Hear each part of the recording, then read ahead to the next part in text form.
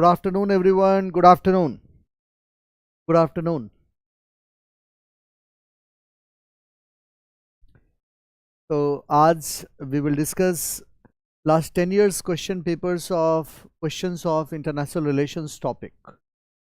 I call this topic as low hanging fruits for civil services exam.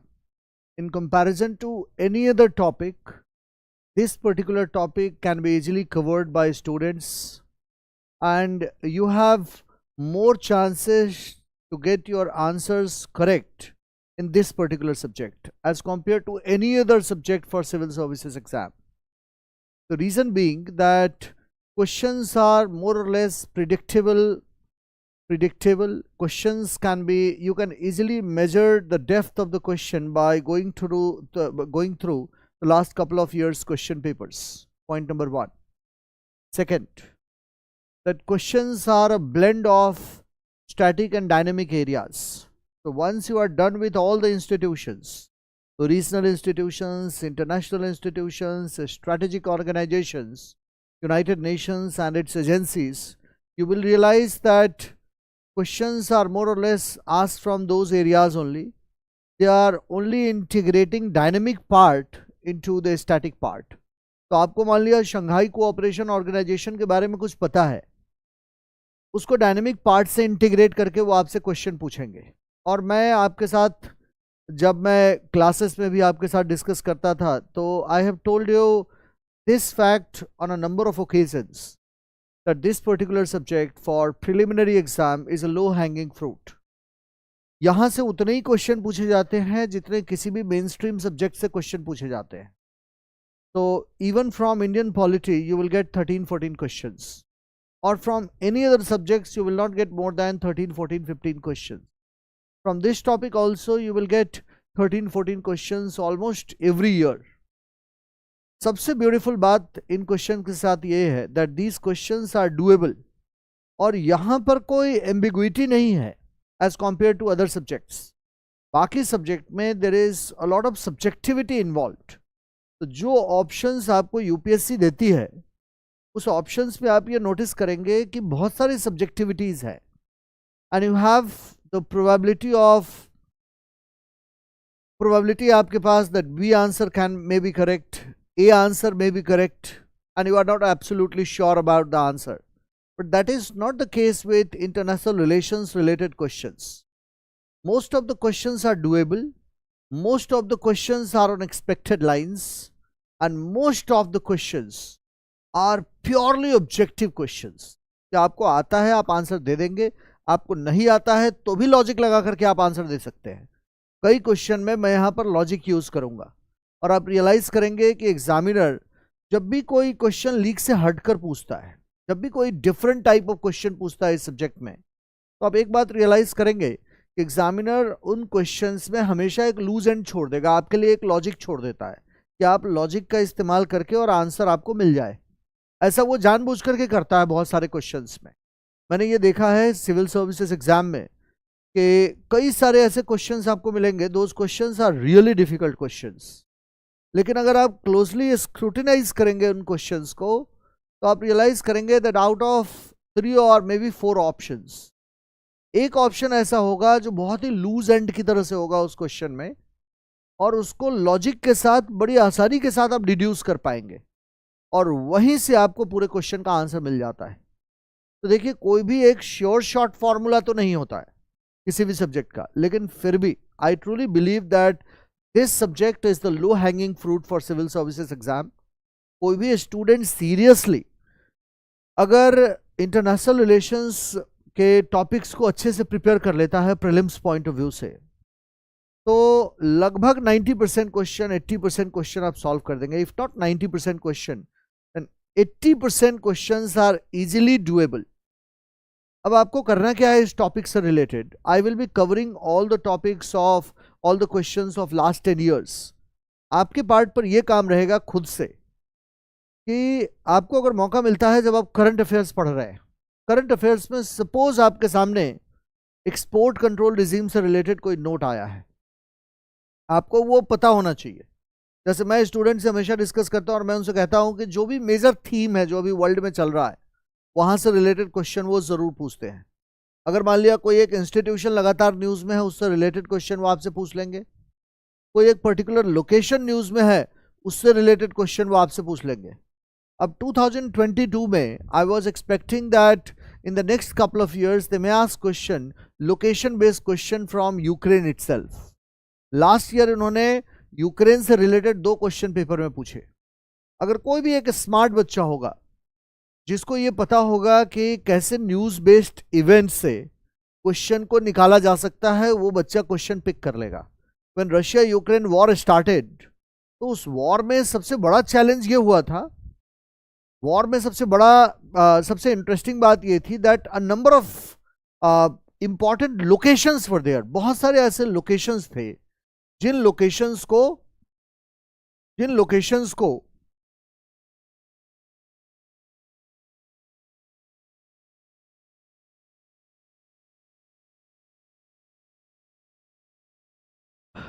तो Russia Ukraine war में सारे important locations, मुझे ये पता था कि यूक्रेन का लोकेशन हैज बिकम इंपॉर्टेंट।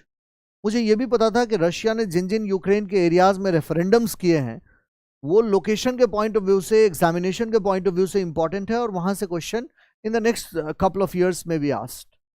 और सेम 2022 में, 2023 में लगातार मैंने देखा है कि लोकेशन बेस्ड क्वेश्चन यूक्रेन से रिलेट करके उन्होंने पूछा हुआ है। इसीलिए मैंने आपसे कहा that these questions are easily doable, at least 75%, 80% questions are easily doable.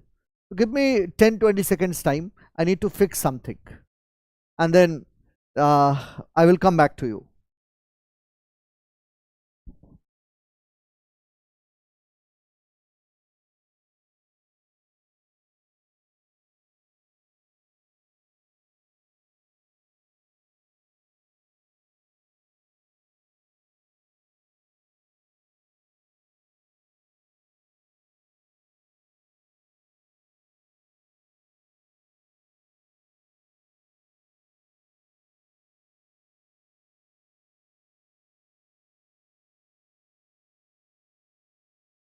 मुझे कुछ पोल भी करवाना था आपसे, कुछ क्वेश्चंस में मैं आपसे खुद ही आंसर पूछता।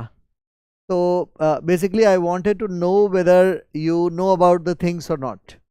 जैसे लिथियम और कोबाल्ट लगातार न्यूज़ में है, तो एक टीचर भी ये एक्सपेक्ट करके चलता है स्टूडेंट से कि स्टूडेंट को पता होगा कि लिथियम और कोबाल्ट सबसे ज़्यादा कहाँ मिलता है। एग्जामिनर भी ये एक्सपेक्ट करके आपसे चलता है कि आपको ये पता होगा कि लिथियम और कोबाल्ट कहाँ मिलता है, और लिथियम और कोबाल्ट लगातार न्यूज़ में क्यों है।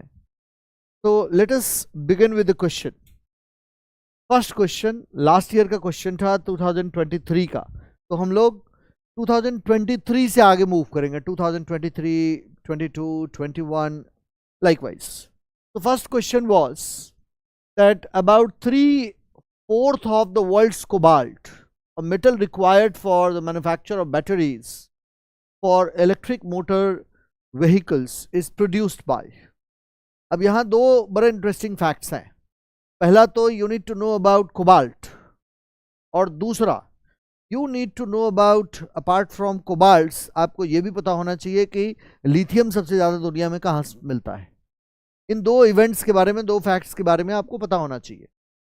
तो कोबाल्ट सबसे ज़्यादा कहाँ प्रोड्यूस किया जाता है? Let us begin with a पोल।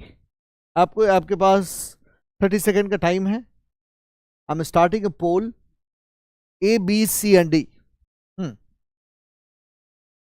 उसके बाद मैं एक्सप्लेन करता हूं, और फिर मैं एडिशनल फैक्ट्स भी क्वेश्चन के साथ आपके साथ डिस्कस करता चला जाऊंगा। You have 30 seconds time. Argentina, Botswana, democratic Republic of Congo, Kazakhstan, 4 locations, 3/4 of the world's cobalt. चलिए, तो my answer goes to DRC, democratic Republic of Congo. And let us view result. जैसे पोल okay, सारे बच्चों को पता है सी। मुझे लगता है कि पोल आप तक पहुंचा नहीं है, शायद हो सकता है कि पोल आप तक पहुंचा ना हो। कोई बात नहीं, अभी आगे मैं पोल वाला जो ये अरेंजमेंट है इसको दोबारा से ठीक करवाता हूँ। तो बेसिकली ये पूरी की पूरी चीज़ क्या है आप इलेक्ट्रिक व्हीकल में दो चीज़ों का इस्तेमाल बहुत एक्सटेंसिवली होता है। इनफैक्ट इलेक्ट्रिक व्हीकल में बहुत सारी चीज़ों का इस्तेमाल होता है। Even copper is used extensively, lithium is used extensively, then aluminium is being used extensively। लेकिन दो चीजें जिसकी बहुत स्कैर्सिटी है,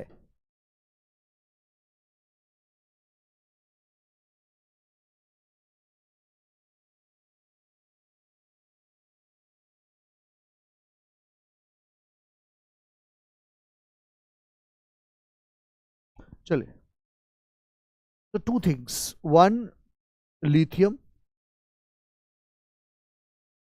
and second cobalt।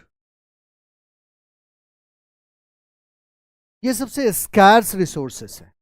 वैसे तो अभी वर्ल्ड में कॉपर की भी बड़ी प्रॉब्लम आ रही है, वर्ल्ड में अभी एल्यूमिनियम का भी इशू आ रहा है। तो अगर आप कॉपर के प्राइसेस को देखेंगे लास्ट 12 मंथ्स में, तो अभी हाईएस्ट लेवल पे है। And experts are expecting great deficit for copper in future because of its extensive use in our life as well as in manufacturing of electric vehicle। लेकिन ये दो ऐसी बातें हैं, लिथियम एंड कोबाल्ट, जो world में सबसे ज़्यादा स्कैर्स हैं। और सबसे ज़्यादा cobalt, almost 75% of the cobalt is found in democratic Republic of Congo. And lithium, 95% of the lithium is found in ABC triangle, Argentina, Bolivia and Chile. इन 3 countries में दुनिया में सबसे ज्यादा लिथियम मिलता है। तो अभी उन्होंने कोबाल्ट से रिलेटेड क्वेश्चन पूछा है, may be in the next couple of years they may ask question related to lithium itself.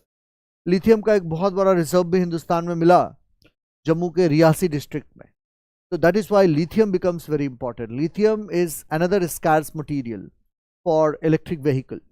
हालांकि अभी इसका alternatives ढूंढने की कोशिश कर रहे हैं स्कॉलर्स। वो ये कोशिश कर रहे हैं कि किसी तरीके से लिथियम को रिप्लेस किया जा सके, और लिथियम की जगह एल्यूमिनियम आयन बैटरी बनाने की बात चल रही है, मैग्नीज आयन बैटरी बनाने की बात चल रही है। तो अलग अलग तरीके से लोग इनोवेट करने की कोशिश कर रहे हैं, but still lithium and cobalt, these are the two ingredients that are very scarce। Then there was this second question, which one of the following is a part of Congo basin। अगर आप मुझे toughness के level पे पूछेंगे तो पहला question was damn easy। पहला question आप गलत करना अफोर्ड कर ही नहीं सकते थे। Now second question, which one of the following is a part of Congo basin। अब यहां पर आपको दो बातें पता चलनी चाहिए कि कॉन्गो बेसिन, अगर आप ज्योग्राफी के ठीक ठाक स्टूडेंट हैं, आपको मतलब बहुत ज़्यादा नॉलेज नहीं है, आप केवल बेसिक न्यूज़पेपर में जो चल रहा है उतने इंफॉर्मेशन भी अगर आपके पास है, तो आप ये रियलाइज करेंगे कि इस क्वेश्चन का answer can easily be given. क्यों इस क्वेश्चन का answer can easily be given? Because it is the second largest river basin following the Amazon. Congo basin is the second largest river basin following largest river basin following Amazon। Amazon के बाद का सब second largest river basin है। And answer of this question will be Cameroon. Uh, Cameroon will be the answer. दुनिया का यहां से आपको एक रिलेटेड फैक्ट पता चला that it is the second largest river basin following Amazon. Amazon is the largest river basin जो सबसे ज्यादा एरियाज को इरिगेट करने का काम करता है।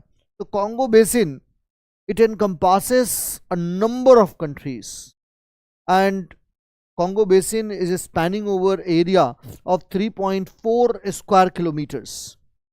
नेक्स्ट क्वेश्चन इज, अगेन मैं इस क्वेश्चन को डिफिकल्ट तो नहीं मानूंगा, क्योंकि अगर आप बेसिक लेवल के ज्योग्राफी का भी आपको नॉलेज है और लगातार अगर आप न्यूज़ देखते रहते हैं, तो न्यूज़ में कॉन्गो बेसिन आया था लगातार। डेमोक्रेटिक रिपब्लिक ऑफ कॉन्गो में कुछ ऐसे इश्यूज हुए थे, उसके बाद से पूरा का पूरा अफ्रीका इंपॉर्टेंट हो गया था लास्ट ईयर के एग्जाम से पहले।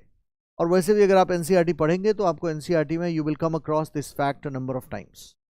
Then Third question is with reference to India's projects on connectivity following consider the following statement.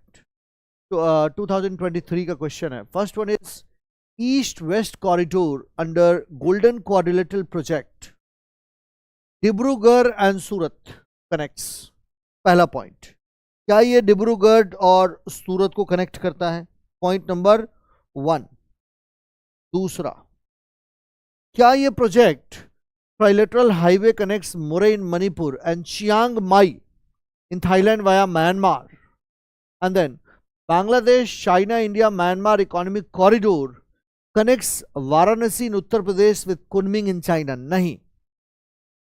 It is east-west corridor, golden quadrilateral project. It connects 4 metropolitan cities.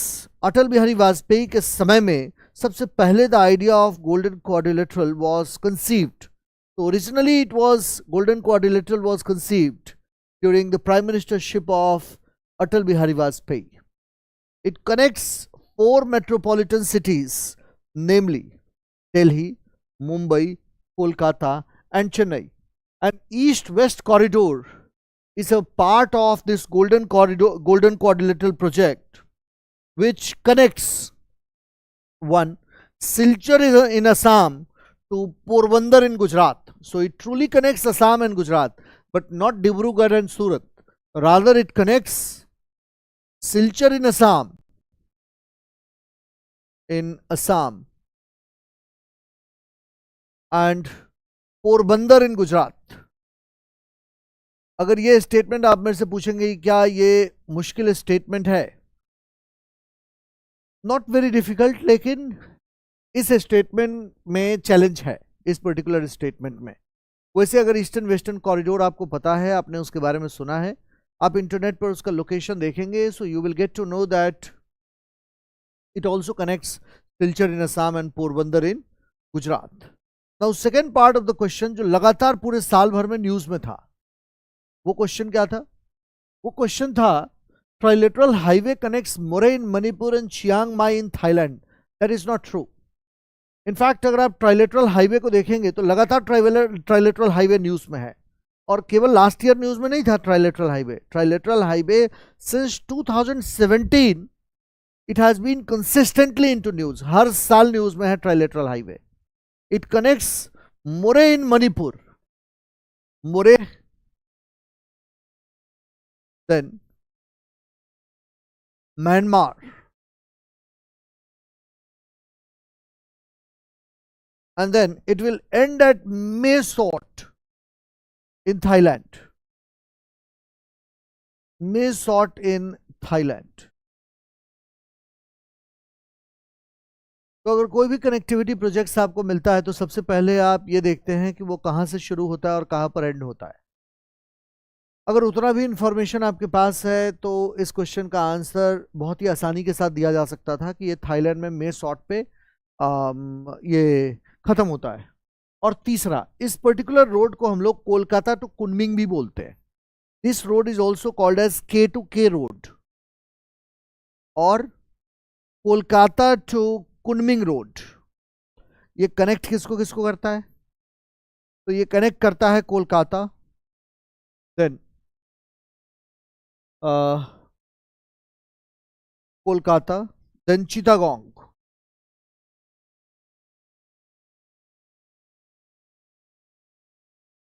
Mandalay,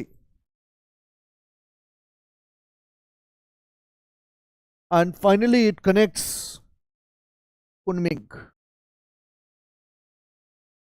This road is also called as K2K road, that is Kolkata to Kunming road.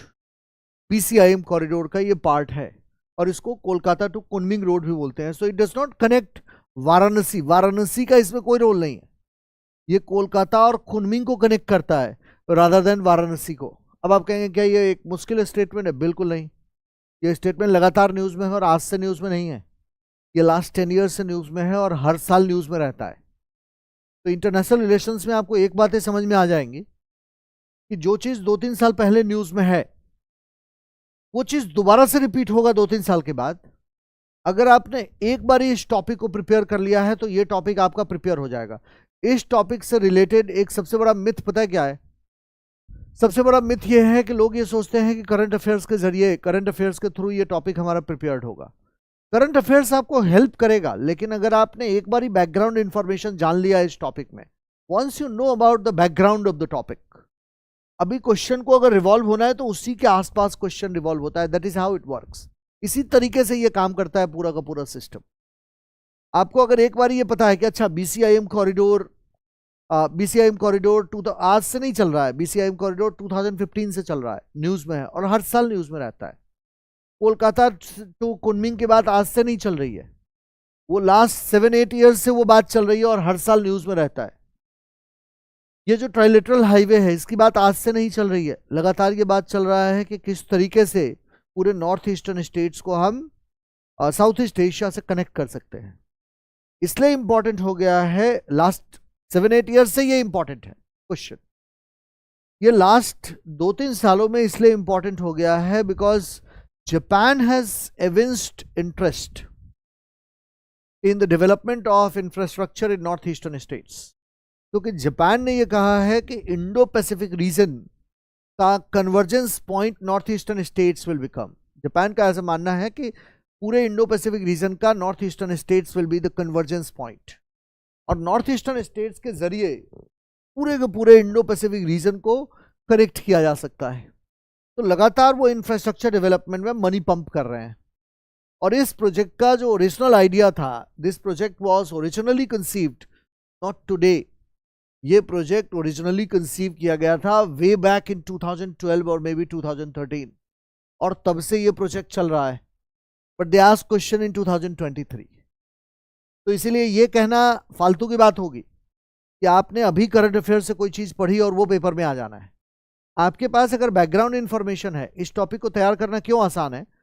जिस बच्चे ने 5 साल पहले भी तैयार किया हुआ होगा बीसीआईएम कॉरिडोर, जिस बच्चे ने 5 साल पहले भी तैयार किया हुआ होगा ये ट्राइलेटरल हाईवे, उसको कहीं कोई प्रॉब्लम नहीं आनी है। जिसने ईस्ट वेस्ट कॉरिडोर और गोल्डन क्वाड्रिलेटरल प्रोजेक्ट जिसने पहले से तैयार करके रखा होगा, 2-3 साल पहले तैयार किया होगा, उसका आज भी रेलेवेंट होगा। इसीलिए यहां पर बैकग्राउंड इंफॉर्मेशन अगर आपके पास है तो क्वेश्चन आपके लिए अटेम्प्ट करना ज्यादा आसान हो जाता है। इसलिए मैंने आपसे कहा कि ये इस टॉपिक से जो भी क्वेश्चन पूछे जाते हैं, those questions are doable, those questions can, you can easily correct those questions. बाकी के टॉपिक के कंपैरिजन में यहां पर आपके सामने चैलेंजेस कम है। जैसे मैं इंडियन पॉलिटी पढ़ाता हूं तो मैं उसी के बारे में बात कर सकता हूं। वहां पर आपके सामने सब्जेक्टिविटी है, वहां पर आपके सामने you need to study, you need to also cram a lot of facts. यहां पर कैसा, तुमने एक बार ही जान लिया है, अभी क्वेश्चन आना है तो वहीं से आना है, ये सबको पता है। वही शंघाई कोऑपरेशन ऑर्गेनाइजेशन है, वही 4 एक्सपोर्ट कंट्रोल रिजीम है, जहां से उन्होंने नॉट लेस देन 6 और 7 times they have asked question. Export control regime से रिलेटेड क्वेश्चन आज से नहीं पूछ रहे हैं। सबसे पहली बार एक्सपोर्ट कंट्रोल रिजीम से रिलेटेड क्वेश्चन पूछा था 2010 में। 2010 में पूछा, 11 में पूछा, उसके बाद उसको 14 में रिपीट किया, उसके बाद 17 में रिपीट किया, 18 में रिपीट किया और फिर 2023 में उसको रिपीट किया। एक बार ही क्वेश्चन नहीं आया है। अब किसी बच्चे ने अगर आज से 2 साल पहले भी एक्सपोर्ट कंट्रोल रिजीम मान लिया तैयार कर लिया हो, there are only 4 export control regimes. One is nuclear suppliers group, second one is missile technology control regime, third one is Wassenaar arrangement and fourth one is Australia group। आपने अगर इसको एक बार ही तैयार कर लिया है ना, जितनी बारी उन्होंने क्वेश्चन पूछना है वहीं से पेपर आना है। हर बारी वो इस टाइप का क्वेश्चन पूछते हैं, इंडिया इसमें से किसका मेंबर है और किसका मेंबर नहीं है। अभी लास्ट ईयर क्वेश्चन पूछा हुआ है कि इंडिया इसमें से किसका मेंबर नहीं है, इंडिया इसमें से किसका मेंबर है, ऐसा क्वेश्चन पूछा हुआ है। और उसमें एक ऑप्शन दिया हुआ है शंघाई कोऑपरेशन ऑर्गेनाइजेशन, एक ऑप्शन दिया हुआ है missile technology control regime. India SCO का भी मेंबर है और इंडिया एमटीसीआर का भी मेंबर है, मिसाइल टेक्नोलॉजी कंट्रोल रिजीम का भी मेंबर है। तो ये कोई करंट का एक्सक्लूसिव क्वेश्चन नहीं है। These questions are repeated year on year basis. These questions are repeated very frequently. Every year you will find these questions, these topics in newspaper, magazines at least 5 to 6 times every year. और ये हर साल के लिए important topics है। तो इसीलिए आपको इस टॉपिक को एक बार ही केवल प्रिपेयर करना है। आपने एक बार ही प्रिपेयर कर लिया, you will have fair amount of idea. 90% question तो मैं नहीं बोलूंगा, लेकिन 80% क्वेश्चन सही हो सकते हैं। 90 मैं मानता हूं कि थोड़ा सा लक का भी उसमें गेम है 90% क्वेश्चन सॉल्व होने में। कई बार आप जानते हुए क्वेश्चन भी गलत कर देते हैं। 80% क्वेश्चन आर इजिली डूएबल। उसके बाद क्वेश्चन पूछा हुआ है, कंसीडर द फॉलोइंग पेयर्स और reasons often mentioned in the news. अब ये वाला जो क्वेश्चन है ना, it is not related to geography. There is a common misconception among students कि सर लोकेशन बेस्ड क्वेश्चन तो ज्योग्राफी से सॉल्व होगा, मतलब ही नहीं होता है। आप ज्योग्राफी की किसी भी किताब में मुझे नहीं दिखा सकते ये सब चीजें जो यहाँ लिखी हुई है, मतलब ही नहीं बनता है। ज्योग्राफी किसी बुक में नहीं है। ये क्वेश्चन इंटरनेशनल अफेयर्स के न्यूज में रहता है, और लास्ट 1-2 साल के न्यूज को ध्यान में रखते हुए लोकेशन बेस्ड क्वेश्चन वहां से वो पूछते हैं। And location based questions are very favorite question of UPSC. Every year they ask 2-3 questions from locations itself. And what I find, it is the easiest of the lot. आपको total पूरी दुनिया में hardly 20-25 location होता है। उन्होंने question पूछना है, वहीं से पूछना है, उसके बाहर से उनको जाना ही नहीं है। मतलब एवरीबडी न्यू ये नागोर्नो काराबाख में जो लगातार आर्मेनिया और अजरबैजान के बीच में कन्फ्लिक्ट चल रहा था, तो इन्होंने बेसिकली इसमें उल्टा कर दिया है। नागोर्नो काराबाख एरिया इन्होंने पूछा how many of the above pairs are correctly matched, और फिर उन्होंने 3 आपके सामने ऑप्शंस रखे हैं। ये साफ साफ न्यूज में था। खेरसॉन एंड जेपोरिजिया जो भी इसको बोलते हैं, ये यूक्रेन का वो एरिया था कि जिसको रशिया ने कैप्चर कर लिया था। सो अराउंड ये जो खेरसॉन वाला एरिया था, ये डोनेट्स्क और लुहांस्क, ये वो वाले एरियाज हैं जिनको रशिया ने कैप्चर करके और वहां पर रेफरेंडम करवाया था। तो almost 15% of Ukrainian territory was captured by Russians, और फिर रशियंस ने वहां पर रेफरेंडम करवा दिया। अभी हुआ क्या था कि जब रशियंस ने वहां पर रेफरेंडम करवाया इन 15% एरियाज में, तो आप देखेंगे कि यहां से एक्सपेक्टेड था कि क्वेश्चन पूछा जा सकता है। एक स्टूडेंट को कुछ नहीं करना था, 4-5 लोकेशन अपने लोकेशन वाले लिस्ट में जो उसकी कॉपी में पेजेस 4-5 पेजेस उन्होंने डिवोट किए होते, अगर लोकेशन लिख लेता तो उसका क्वेश्चन सही हो जाता। This pair is not correctly matched, it is related to Ukraine. तो इसका मतलब 3 में से एक ऑप्शन गया। दूसरा, इन्होंने क्वेश्चन पूछा कितने पेयर्स आर करेक्टली मैच्ड, एक option that is not correctly matched. Then north Kivu and Ituri, इन्होंने कहा है war between Armenia and Azerbaijan, नहीं, that is incorrect. In fact these are provinces of Democratic Republic of Congo, these are provinces of DRC। अब अगली बार पता है क्या करेंगे, इस साल में क्वेश्चन नहीं पूछेंगे नॉर्थ कीबू और इतुरी से रिलेटेड, 2-3 साल इंतजार करेंगे, ये उनके क्वेश्चन बैंक में होगा। अगर कभी 2-3-4 साल के बाद प्रॉब्लम आती है ना इस पर्टिकुलर एरिया में, तो वो आपसे फिर क्वेश्चन पूछेंगे मैच द फॉलोइंग में। ये डेमोक्रेटिक रिपब्लिक ऑफ कॉन्गो का डिस्टर्ब प्रोविंस है। नगोर्नो कराबाख ये आज से न्यूज में नहीं है, नगोर्नो कराबाख पिछले 10 साल से न्यूज में है। इनफैक्ट मैं जब से पढ़ रहा हूं तब से नगोर्नो कराबाख में न्यूज में देखता हूं, जब से मैं पढ़ रहा हूं वो हर साल न्यूज में आना है किसी ना किसी वजह से। और लास्ट ईयर इसलिए न्यूज में था because India supplied weapons, Armenia को हिंदुस्तान ने वेपन सप्लाई किया था, that is why it was into news. तो second option is also wrong, first option is also wrong, and third option is also wrong. It means that none of the pairs are correctly matched, the answer will be none. Point ये नहीं है कि मैं आपको answer बता दूं, point ये है कि मैं आपको फ्यूचर के लिए प्रिपेयर करूं। मेरा ये बिल्कुल पॉइंट नहीं है कि आप ये पढ़ के जाएंगे और पेपर में यही आ जाएगा। ऐसे अगर आप देखेंगे तो perhaps it may not help you, लेकिन अगर आप दूसरे तरीके से देखेंगे, so this question answer session will help you a lot, will help you immensely. तो ये आपको इमेंसली हेल्प करेगा। It will give you an idea what to study and what not to study from examination point of view, because from examination point of view you have n number of things to study. So the one who knows what to study and what not to study is the real king for this exam. आपको precisely पता होना चाहिए कि आप क्या क्या छोड़ सकते हैं और आपको अपने दिमाग से ये मिथ निकालने की जरूरत है that they ask question related to only current affairs. No, those themes have been into news from last so many years. जिस साल में उन्होंने क्वेश्चन पूछा उस साल में भी एक आधी बार आ गया. हो सकता है वो बहुत ज्यादा न्यूज में नहीं रहा हो, लेकिन एक आधी बार आ गया हो पेपर. जैसे ये particular region was into news in 2022. Question कब पूछा है उन्होंने? क्वेश्चन उन्होंने 2023 में पूछा है, 2022 में नहीं पूछा है. मैं एक्सपेक्ट कर रहा हूं कि या तो ये 2023 में पूछेंगे, नहीं तो 2024 में पूछेंगे. तो लास्ट ईयर जब मैं प्रीलिम्स का पेपर ले रहा था, तो लास्ट ईयर भी मैंने बच्चों को ये सारे लोकेशंस लिखवाए थे और मैंने कहा था कि मैं एक्सपेक्ट कर रहा हूं कि यहां से क्वेश्चन पूछा जा सकता है. तो these are low hanging fruits of the exam. There is no subjectivity involved. Once you know the things, you know the things. आपको कोई सब्जेक्टिविटी नहीं है यहां पर, और ये कोई भी बुक एज सच कवर नहीं करता है. चलिए, next question is consider the following statement. 2023, बहुत सालों के बाद उन्होंने स्टेटमेंट 1 और स्टेटमेंट 2 काइंड ऑफ क्वेश्चन पूछा है. ये असर्शन रीजनिंग वाला क्वेश्चन वो पूछा करते थे बिफोर 2011. 2011 से उन्होंने असर्शन रीजन वाला क्वेश्चन पूछना बंद कर दिया था. तो लास्ट 12-13 ईयर्स में उन्होंने ऐसे क्वेश्चन पूछे ही नहीं थे.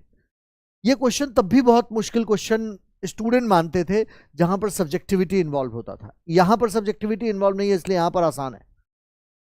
तब असर्शन रीजनिंग वाले क्वेश्चन आते थे. दोबारा से अगर आप पुराना पेपर देखेंगे तो आपको मिलेगा असर्शन रीजनिंग वाले क्वेश्चन जनरल स्टडीज में. अब असर्शन रीजनिंग वाले क्वेश्चन पहली बार उन्होंने 2023 में दोबारा से रिपीट किया है आफ्टर 12-13 ईयर्स. क्वेश्चन क्या है? That Israel has established diplomatic relations with some Arab state. Yes, this statement is true. In fact, Israel has established diplomatic relations. In fact, अगर आप economic relations की बात करते हैं इजराइल के, तो economic relations of Israel with some Arab states, it goes back to 1980s itself. But Israel has established formal diplomatic relationship with Egypt and Jordan in recent times. So, statement 1 is correct, that Israel has established diplomatic relations with some Arab states. The answer is Egypt and Jordan. लेकिन आपको ये याद करने की जरूरत नहीं है. उन्होंने एकदम सिंपली पूछा है क्या इजराइल का डिप्लोमेटिक रिलेशंस है सम अरब स्टेट्स के साथ? यस, है. क्योंकि लास्ट ईयर अगर आपको याद हो तो अरब पीस इनिशिएटिव हुआ था. अराउंड लगातार ही हो रहा है, लगातार ट्रंप के रिजीम में ये कोशिश चल रही थी कि अरेबियन पेनिनसुला को में पीस प्रिवेल करवाया जाए. तो the Arab peace initiative mediated by Saudi Arabia was signed by Arab league and Israel. नहीं, दिस स्टेटमेंट इज रॉन्ग. क्योंकि इजराइल ने इसलिए Arab peace initiative mediated by Saudi Arabia को साइन नहीं किया था because some of the demands that were put forward by Arab peace initiative, it proposed normalization of relations with Israel in exchange for land concession and resolving Palestinian refugee crisis. So Israel was not in favor of resolving Palestinian land concession. Israel was not in favor of land concession and resolving a refugee crisis, and that is why concession and resolving a refugee crisis. That is why Israel did not sign this peace initiative. और ये peace initiative flop हो गया. refugee crisis. दोनों issue पर Israel ने कहा कि हम आगे नहीं बढ़ेंगे. तो this statement is wrong. So the answer will be that statement 1 is correct but statement 2 is incorrect. That will be the answer. आप मेरे से पूछेंगे कि कितने डिफिकल्टी के लेवल पर आप इसको स्केल पर देखते हैं. It is not a difficult question. जो बच्चा रेगुलर बेसिस पे थोड़ा सा इंटरेस्ट रखता है इंटरनेशनल अफेयर्स में, वो इन क्वेश्चंस को आसानी के साथ सॉल्व कर देगा. उसके लिए डिफिकल्टी नहीं होगी. हाँ, ये उसके लिए जरूर डिफिकल्ट क्वेश्चन होगा जिसका इंटरनेशनल अफेयर से दूर दूर तक कोई लेना देना ही नहीं है. उसके लिए ये डिफिकल्ट क्वेश्चन होगा. अगेन, इसको डिफिकल्ट क्वेश्चन में मैं काउंट नहीं करूंगा. Consider the following statement is in respect of 44th chess olympiad 2022. क्यों चेस ओलंपियाड वाले क्वेश्चन को मैं डिफिकल्ट क्वेश्चन में काउंट नहीं करूंगा, उसके पीछे का रीजन है कि पहला, चेस ओलंपियाड लगातार न्यूज में था। अगर आप देखेंगे तो दुनिया का सबसे biggest chess event was happening in India for the first time, and this statement one is correct. ये न्यूज में था लगातार, तो it was the for the first time that chess olympiad was held in India. This statement is correct. What about the second statement and third statement? अब यहां से अगर आपको आंसर निकालना है ना, इन्होंने पूछा है the trophy for the winning team in the open section is 𝐓𝐢𝐻𝐿𝐷𝐄𝐀𝐍𝐄𝐋 cup and the trophy for winning team in the women section is Hamilton Russell cup. Actually ये उल्टा है। Winning team in the open section is Hamilton Russell cup and winning team in the women section is 𝐓𝐢𝐻𝐿𝐷𝐄𝐀 cup. ऐसे है ये। और इस type का question बहुत सालों के बाद उन्होंने दोबारा से आपसे पूछा हुआ है। तो it means these two statements are wrong, one statement is correct. Now official mascot's name was Thambi. Actually बहुत सालों के बाद उन्होंने मैस्कट का नाम आपसे पूछना शुरू कर दिया है। इससे पहले वो मैस्कट का नाम अगर आप देखेंगे ना पुराने सालों का पेपर, तो मैस्कट का नाम वो पहले पूछा करते थे। काफी साल के बाद उन्होंने इस क्वेश्चन को रिपीट किया है और स्पोर्ट्स से क्वेश्चन उन्होंने पूछने शुरू किए हैं। पहले वो स्पोर्ट्स से रिलेटेड क्वेश्चंस नहीं पूछते थे, मतलब पिछले लास्ट 5, 7, 8 ईयर्स में। उससे पहले काफ़ी स्पोर्ट्स से रिलेटेड क्वेश्चंस आते थे। फिर स्पोर्ट्स पूछना उन्होंने 5-7 साल के लिए बीच में बंद कर दिया था। Again they have started asking question from sports section. तो these two statements are correct. First chess India hosted first time chess olympiad and official mascot was named Thambi. And then these two are opposite. The trophy for winning team in the open section is Hamilton Russell Cup, and for winning team in the women's section is 𝐓𝐢𝐻𝐿𝐷𝐄𝐀 Cup.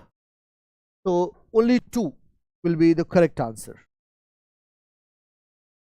Now next one is consider the following pairs.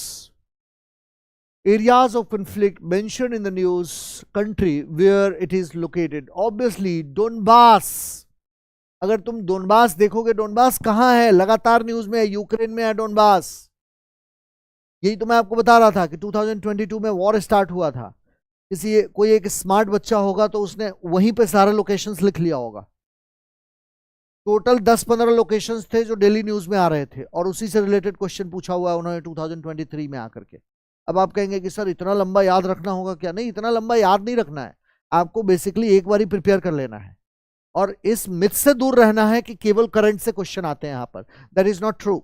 In fact अब तक जो मैंने आपको question बताया है, शायद ही कोई ऐसा क्वेश्चन हो जो एकदम करंट से हो, उसी साल के न्यूज से हो। जो भी क्वेश्चन पूछे जा रहे हैं वो बहुत रिपीटेड बेसिस पर हर साल वो क्वेश्चन न्यूज में रहते हैं। तो it is not about this year only.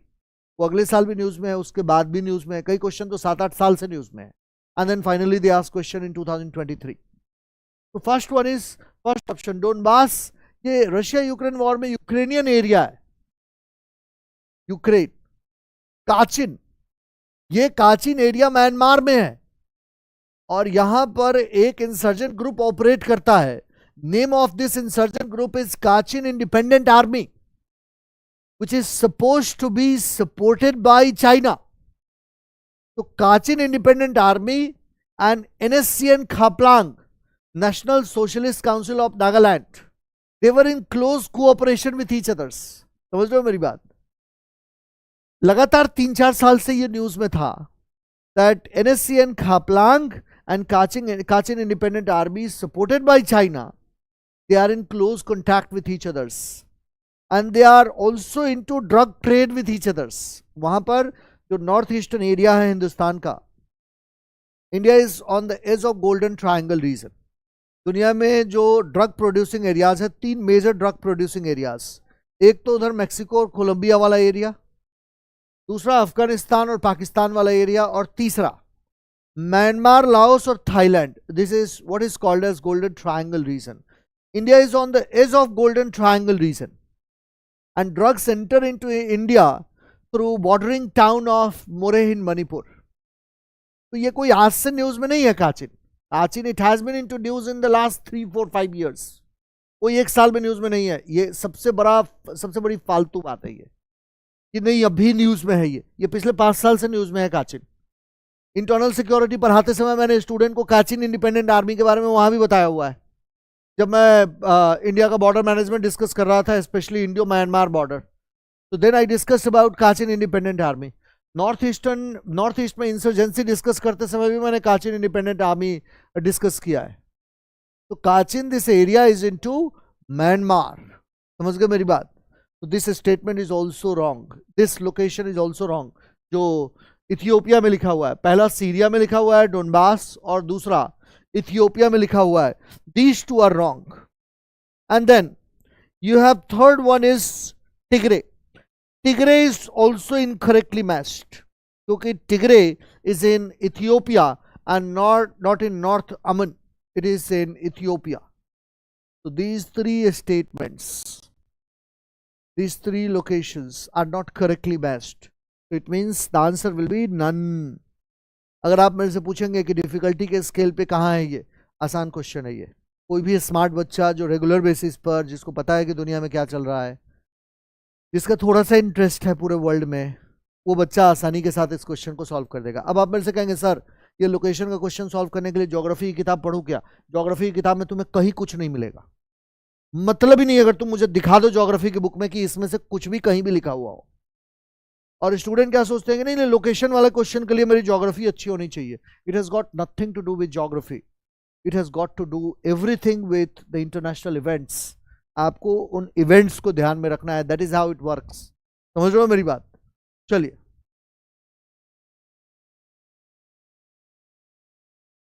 हाँ, I hope all of you must be enjoying.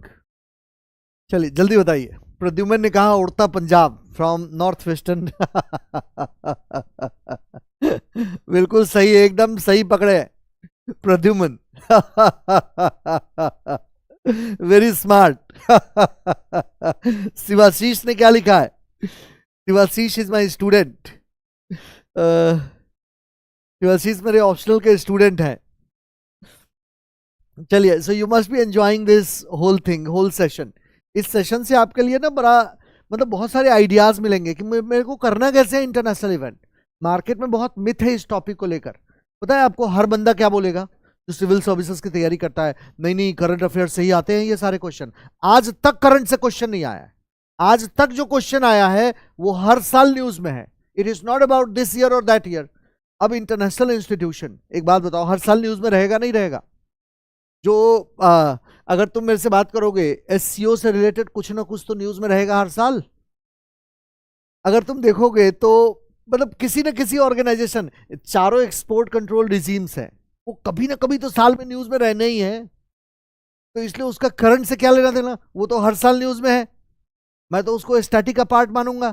समझ रहे हो मेरी बात? हाँ, almost. Vivek was also my student. Yes, तो most of you have been my student.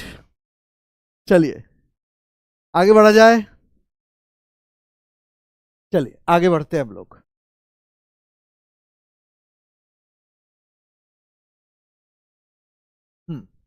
So in the recent years, Chad, Guinea, Mali and Sudan caught the international attention for which one of the following reasons is common to all of them. One is discovery of rich deposits of rare earth elements, establishment of Chinese military bases, southward expansion of Sahara Desert. Obviously not. The answer will be D, military coups. लगातार यहां पर military rule आया है इन सारी countries में, और ये भी आज से न्यूज में नहीं है. क्वेश्चन पूछा इन द रीसेंट ईयर्स. तो it is not about this year only, it is about what has happened in the last 3-4-5 years. उसको कंबाइन करके इन्होंने क्वेश्चन पूछा हुआ है. This question is purely based on common sense. The answer will be successful military कूस, कि जहां पर मिलिट्री रूल आया है, डिक्टेटरशिप आई है इन कंट्रीज में. ये भी लगातार न्यूज में है. पूछेंगे डिफिकल्टी लेवल पर कहाँ है ये क्वेश्चन? Very easy. ये क्वेश्चन आपको पता होना चाहिए और इस क्वेश्चन में गलत करने का एज सच आपके पास स्कोप नहीं होना चाहिए। चलिए, तो next one is the G20 group was originally established as a platform for the finance minister and central bank governors to discuss the international economic and financial issue. Statement number 1 लगातार G20 news में है, इसलिए G20 से related question कभी भी पूछे जा सकते हैं। चलिए, तो द स्टेटमेंट 1, इनफैक्ट अगर आपको जान के हैरानी होगी, the G20 came into existence during Asian crisis. The purpose was to establish a platform for finance minister and central bank governors to discuss international economic and financial issues only. So the statement 1 is correct. अब आप कहेंगे कि क्या current affair से इस question का answer दिया जा सकता है? मतलब नहीं बनता है। जैसे तुम्हारे सामने G20 आया, जाओ और G20 का बैकग्राउंड गूगल पे पढ़ लो। कोचिंग इंस्टीट्यूट अपने मैगजीन में भी देती है G20 के बारे में उनका बैकग्राउंड। यूपीएससी को ये बात पता है कि G20 में अभी जो हुआ है वो कोचिंग इंस्टीट्यूट ने बच्चों को पढ़ा दिया है, तो they delve into the background of the topic, क्योंकि उनको ये पता है कि बैकग्राउंड के लिए तुम्हें थोड़ा सा अपने पॉइंट पे दिमाग लगाना होगा। रिलेटिवली ये आसान क्वेश्चन है, समझ लो मेरी बात। ये अगर तुम कुछ भी G20 का मटेरियल पढ़ोगे ना, you will get to know कि G20 सबसे पहले एग्जिस्टेंस में क्यों आया था ओरिजिनली। इनफैक्ट अगर तुम लास्ट 10 इयर्स के क्वेश्चन रियलाइज पढ़ोगे तो एनालाइज करोगे तो तुम्हें एक बात समझ में आएगी कि लगभग 50% क्वेश्चन के बैकग्राउंड से क्वेश्चन आ रहा है। जो दिख रहा है करंट अफेयर्स में वहां से क्वेश्चन कोई नहीं पूछ रहा है आपसे, क्वेश्चन पूछा जा रहा है उसके बैकग्राउंड से। बच्चे क्या कर रहे हैं, उसका करंट वाली चीज पढ़ रहे हैं जो अभी चल रहा है, और वो उसके बैकग्राउंड से जाके क्वेश्चन पूछ रहे हैं। ऐसे ये क्वेश्चन पूछा हुआ था, आगे मैं अभी आपको आज करवाऊंगा। अर्थ आवर से रिलेटेड क्वेश्चन पूछा हुआ था। अभी थोड़े दिन पहले हम लोगों ने अर्थ आवर सेलिब्रेट किया है, जिसमें 1 घंटे तक लाइट ऑफ करना होता है। उन्होंने क्वेश्चन पूछा हुआ था कौन सी एजेंसी इसको प्रमोट करती है। It's a well known fact. अगर तुमने अर्थ आवर सुना है तो ये तुम्हारी मॉरल रिस्पॉन्सिबिलिटी है कि तुम जाओ और अर्थ आवर के बारे में गूगल पे थोड़ा पढ़ने की कोशिश करो। करंट अफेयर्स के मैगजीन में भी वो दे दिया जाता है, दैट इज ऑल्सो ट्रू। तो first option is correct. G20 वैसे भी न्यूज में था। का बैकग्राउंड ये है कि ये प्लेटफॉर्म के रूप में ही आया था कि जिससे ये इंटरनेशनल फाइनेंशियल इश्यूज को डिस्कस कर सके। And second one is digital public infrastructure is one of India's G20 priorities. Yes, that is true. Hindustan की public priorities digital public infrastructure है, that is true. It is India G20 priorities. ये लगातार news में है, so it means the answer will be C. वैसे भी common sense से इसका आंसर दे सकते हो, अगर तुमको ना भी पता हो तो भी इसका आंसर दे सकते हो। The digital public infrastructure is one of India G20 priorities. क्या कारण है? हिंदुस्तान को अपना डिजिटल पब्लिक इंफ्रास्ट्रक्चर दुनिया को दिखाना भी था कि हमने क्या किया है, being a third world country, how we have transformed India's digital payment network, digital payment system. कैसे हिंदुस्तान का जो डिजिटल पेमेंट सिस्टम है, जो UPI है हमारा, ये वर्ल्ड में one of the best payment system है और जिसको इंडिपेंडेंटली हिंदुस्तान ने डेवलप किया हुआ है। तो इसलिए दिस स्टेटमेंट अगर तुम लॉजिकली भी जाओगे तो ये स्टेटमेंट करेक्ट है, और पहले वाला तो करेक्ट है ही, वो बेसिकली बैकग्राउंड से रिलेटेड क्वेश्चन आया है। तो next one is Next.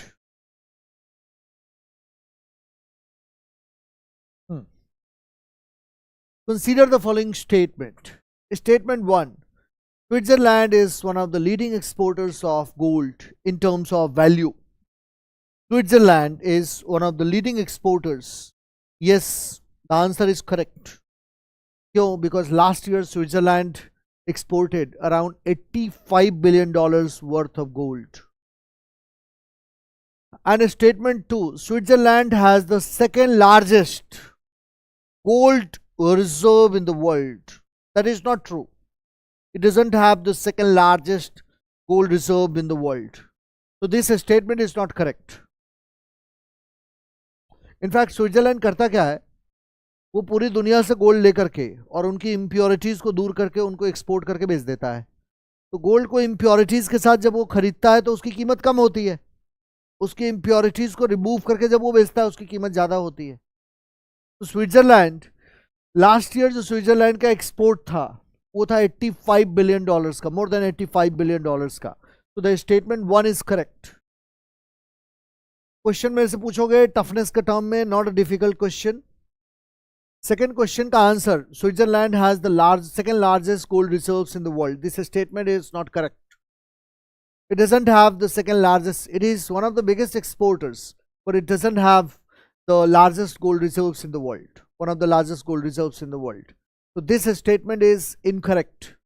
Statement 1 is correct, so the answer will be C. Statement 1 is correct, but statement 2 is incorrect.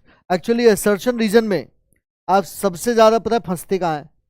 assertion region में आप सबसे ज़्यादा फंसते हैं जब वो आंसर ए और बी में से कोई होता है। That both statement 1 and statement 2 are correct, but statement 2 is the correct explanation for statement 1. अगर ऐसे क्वेश्चन होते हैं ना तो तुम यूं समझ लो कि तुम्हारे सामने चैलेंजेस हैं, इसमें कोई डाउट नहीं है। मतलब आई एम नॉट जोकिंग। अगर ऐसा क्वेश्चन आ जाए जिसमें स्टेटमेंट 1 करेक्ट होगा या स्टेटमेंट 2 करेक्ट होगा, तो that question is in itself becomes a difficult question. ऐसा क्वेश्चन ना इज रिलेटिवली ईजियर। जहाँ एक स्टेटमेंट सही है एक स्टेटमेंट गलत है, और तुम्हें कंफ्यूज करने के लिए उन्होंने ऐसे बोला हुआ है statement 1 and statement 2 both are correct and A is the correct explanation of B. ये तुम्हें कंफ्यूज करने के लिए बेसिकली दिया हुआ है। ये क्वेश्चन वैसे वाला है जैसे वो पूछते थे कि करेक्ट कौन कौन है, only 1, only 2, both 1 and 2, neither 1 not 2। इस टाइप का क्वेश्चन है वो, लेकिन आपको कंफ्यूज करने के लिए उन्होंने इस टाइप के ऑप्शंस दिए हुए हैं। तो इसमें 1 statement is correct, second statement is wrong. चलिए, तो दैट्स अबाउट 2023। नेक्स्ट पे हम लोग आगे मूव करते हैं। Consider the following statement. Again assertion reason भरा हुआ है उन्होंने 2023 में। They have asked around 14-15 questions in 2023 from international affairs. One is that recently USA and European Union have launched the Trade Technology Council. Pehla, recently the USA and European Union have launched the Trade Technology Council. What will be the answer? क्या ये statement सही है? ये statement मैं थोड़ा difficult की category में रखूंगा। क्यों डिफिकल्ट की कैटेगरी में रखूंगा? उसके पीछे का रीजन ये है कि अपनी कंट्री से रिलेटेड न्यूज़ तो हमें याद होता नहीं है। यूएस और यूरोपियन यूनियन से रिलेटेड न्यूज़ याद होना will be a difficult task. तो this question is not a cakewalk. अगर उन्होंने 15-16 क्वेश्चन पूछे हैं तो 2-3 क्वेश्चन यू मस्ट एक्सेप्ट कि गलत होंगे। तो बेहतर है अगर तुम्हें कुछ ना पता होना है ऐसे स्टेटमेंट में तो यू जस्ट लीव इट। उसको ना ब्लाइंड गेसिंग करने की आवश्यकता नहीं है। मल्टीपल चॉइस क्वेश्चन में कहीं पर भी ब्लाइंड गेसिंग ना करो अगर कुछ लॉजिक नहीं लगता है तुम्हारा। तो अगर मेरे से पूछोगे कि क्या इस क्वेश्चन को आंसर दिया जा सकता है अगर मेरे को पता नहीं है कि ये ट्रेड टेक्नोलॉजी काउंसिल लॉन्च किया है, मैं ये बोलूंगा कि अगर एकदम नहीं पता है तो छोड़ दो, फिर लॉजिक लगाने की जरूरत नहीं है। But yes, US and you have launch the trade technology council, तो statement 1 is correct. Statement 2, the USA and EU claim that through this they are trying to bring technological progress and physical productivity under control. This statement is not correct. क्यों correct नहीं है? Because the purpose of Trade and Technology Council is not to enhance physical productivity and bring technological progress, rather to coordinate the approach to key global trade, economy and technology. The purpose is to coordinate their approach. Coordinate their approach. Approach in various areas related to technology. In tech related areas. वो अपनी activities को coordinate करने का ये एक जरिया है। तो the statement is not to enhance physical productivity under their control and technological progress. तो the answer C, answer will be option C. Statement 1 is correct but statement 2 is incorrect. This is a correct statement. but this is not a correct statement. So the answer will be C. Next. Consider the following statement. The Stability and Growth Pact of European Union is a treaty that 1. limits the levels of budgetary deficit of the countries of European Union. अब एक चीज मेरे को समझ आ रहा है, आपको भी समझ आ रहा होगा एक चीज देखने के बाद, that they have not asked question exclusively from India's international relations. They have asked questions from the happenings of around the globe. So they have searched around the globe and then they have come out with such type of questions. Your questions are not exclusively related to India only. So it means that you have challenges at your hand. तो यहाँ पर कुछ question आपके सही जाएंगे, कुछ question आपके गलत भी जाएंगे. तो first, the Stability and Growth Pact of European Union is a treaty. ये न्यूज में था उस साल में. The Stability and Growth Pact of the European Union is a treaty that limits the levels of budgetary deficit. पहला statement number 1. Statement number 2. Statement number 2 is it makes the countries of the European Union to share their infrastructure facilities. And 3. It enables the countries of European Union to share their technologies. The first statement is correct because it aims that Stability and Growth Pact, it aims to level the budget deficit of European countries. But statement 2 and 3 are not correct. It aims to limit the budget deficit of the European countries. This statement is correct. But these two statements are not correct. So the answer will be only 1. हालांकि ये current affairs में था, तो I won't call it a difficult question, क्योंकि ये pure current affairs है. अगर तुम मेरे से पूछोगे ना करंट अफेयर्स कि सर लोग कहते हैं कि इंटरनेशनल अफेयर्स में करंट अफेयर्स के क्वेश्चन आते हैं, ये क्वेश्चन प्योर करंट अफेयर्स का क्वेश्चन है. ये question, this question is a pure current affairs question. उसके अलावा शायद कोई और जो कंट्री है वो प्योर जो शायद जो और क्वेश्चंस हैं they are not pure current affairs question.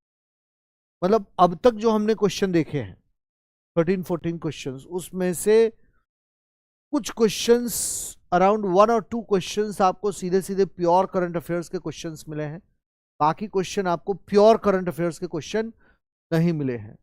Next 14, और रिसेंटली कुछ क्वेश्चन करंट अफेयर्स के हैं, लेकिन majority of the questions are not purely from current affairs. They are from contemporary events.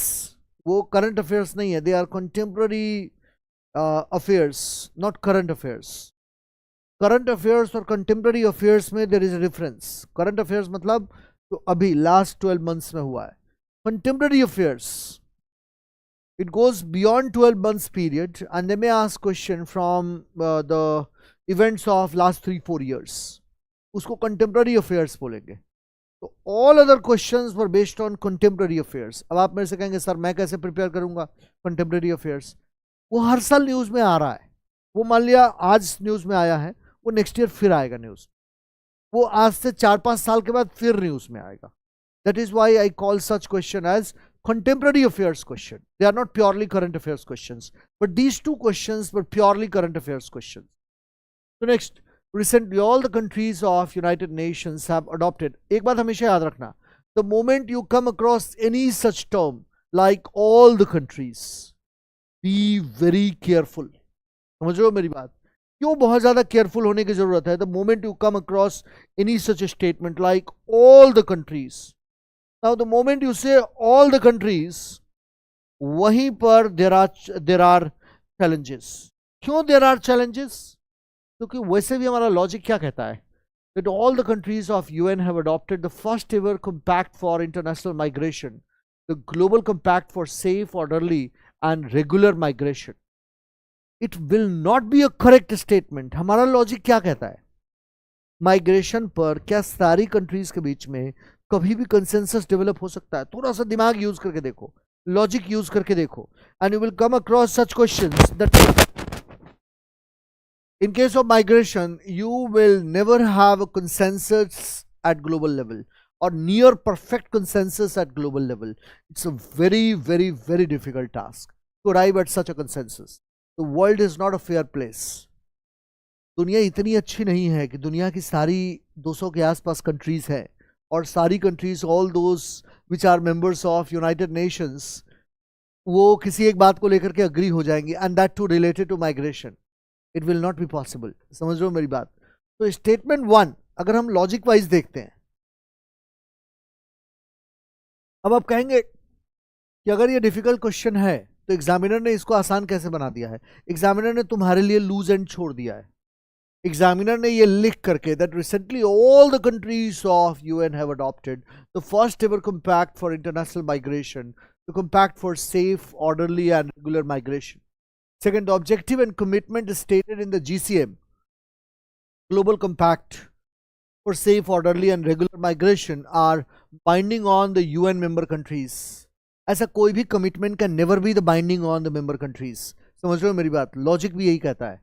जब भी वो difficult question तुमसे पूछेंगे ना, they will often leave open end for you. They will often leave loose end for you. The threads are to be picked up by a smart student. और वो smart student देखने के साथ क्या बोलेगा पता है? जिसको इंटरनेशनल अफेयर्स के बारे में थोड़ा बहुत में नॉलेज है, दुनिया में ऐसा कोई मामला नहीं हो सकता है जिसमें नियर परफेक्ट कंसेंसस कभी डेवलप हो जाए. हो ही नहीं सकता है, आज तक नहीं हुआ. United Nations declaration on human rights पे नहीं हुआ, क्लाइमेट चेंज पर नहीं हुआ, किस चीज पे होगा? और माइग्रेशन पे होगा कभी? लॉजिक भी ये कहता है कभी हो नहीं सकता है. तो the statement 2, this statement is logically not a correct option when it says that the objectives and commitments stated in the GCM are binding on the UN member countries. Nothing can be binding on the member countries, remember this fact, unless it is being ratified by their own legislature, their own parliament. Nothing can be binding. समझ रहे हो मेरी बात? यूं ही binding हो जाएगा. जहां पर भी बाइंडिंग होगा तुम्हारे पार्लियामेंट से पूछ के बाइंडिंग होगा, ऐसे ही बाइंडिंग हो जाएगा. यूनाइटेड नेशंस के बोलने पर बाइंडिंग हो जाएगा. It doesn't work this way. तो दिस स्टेटमेंट इज इनकरेक्ट. अब देखो ये डिफिकल्ट क्वेश्चन है लेकिन ये है आसान क्वेश्चन, इसको लॉजिक से सॉल्व कर सकते हो. तुम मेरे से बोलोगे कि सर क्या पढ़ लिख के इसको सॉल्व कर सकते हैं? मुश्किल है. समझो मेरी बात? अगर तुम मेरे से कहोगे कि क्या मैं इस फैक्ट के I will come across such facts and I will memorise such facts, it is difficult for you because you will come across tens of thousands of such facts, and trust me, it is practically impossible for any student, if the student is not having a computer, a robotic memory, if the student is not having artificial intelligence related chip implanted in his or her mind, it is difficult for you to remember all the facts. और वो भी ऐसा fact जो directly तुम्हारी country से related नहीं है, it will be difficult for you, trust me. आप उसको याद नहीं कर पाएंगे.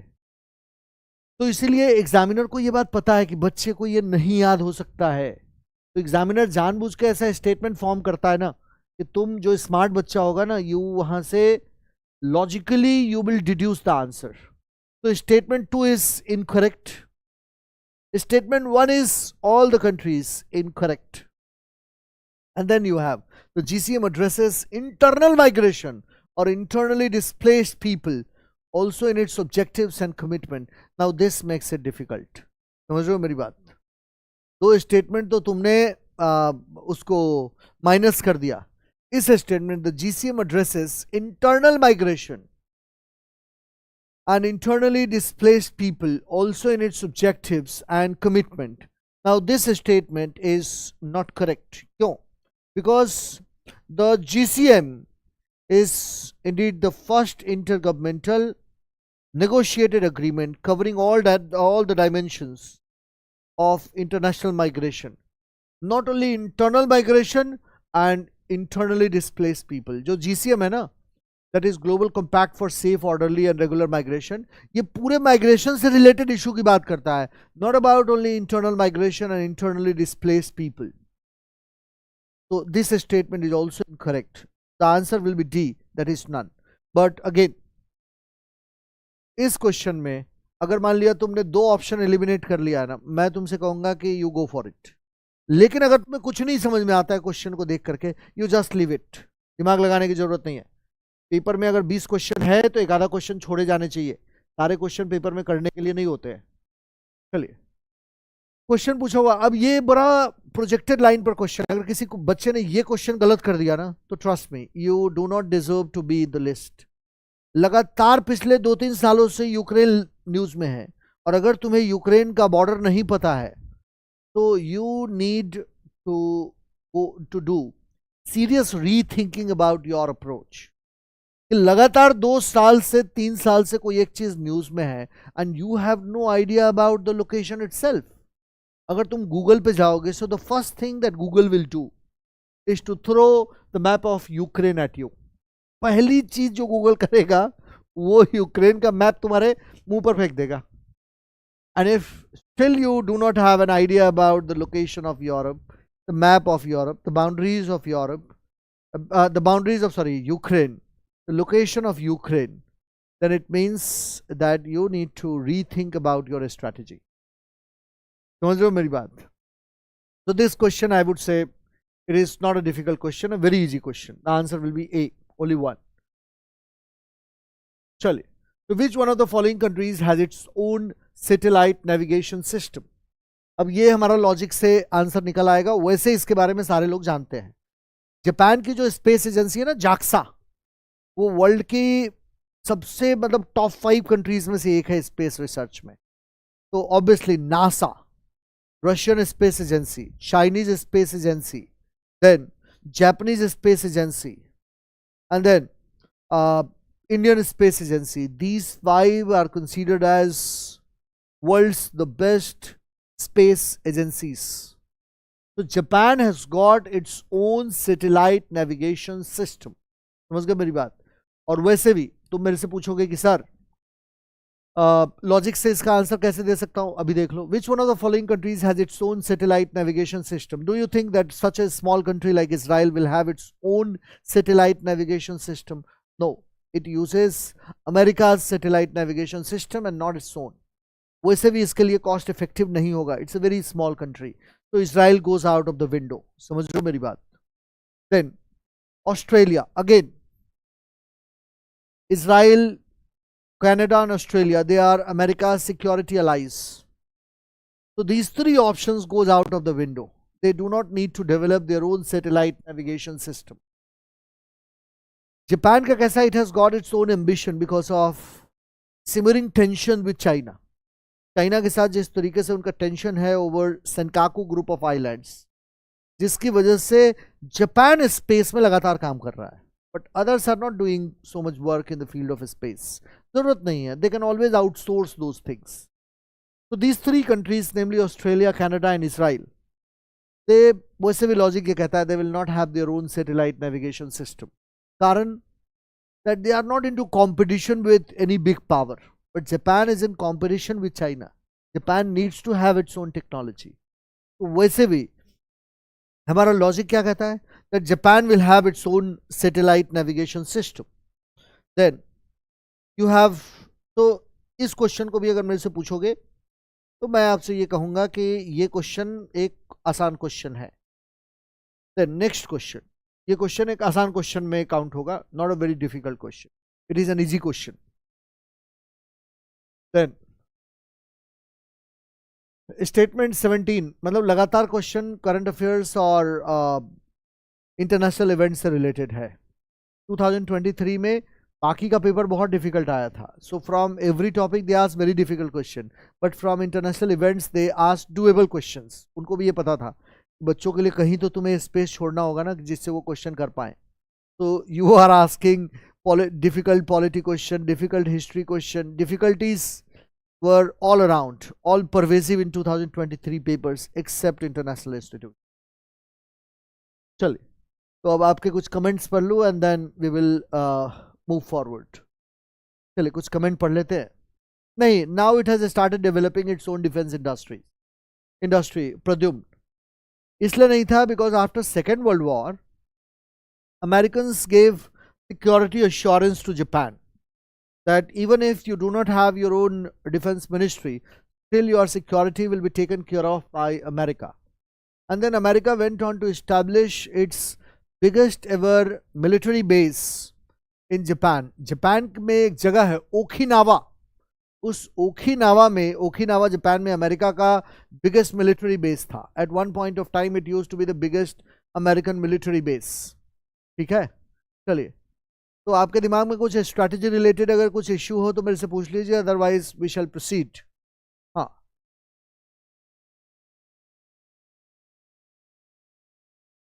एनी स्ट्रैटेजी रिलेटेड इश्यू, कोई इश्यू आपके दिमाग में है तो पूछ लीजिए. आपका कमेंट मेरे सामने चल रहा है.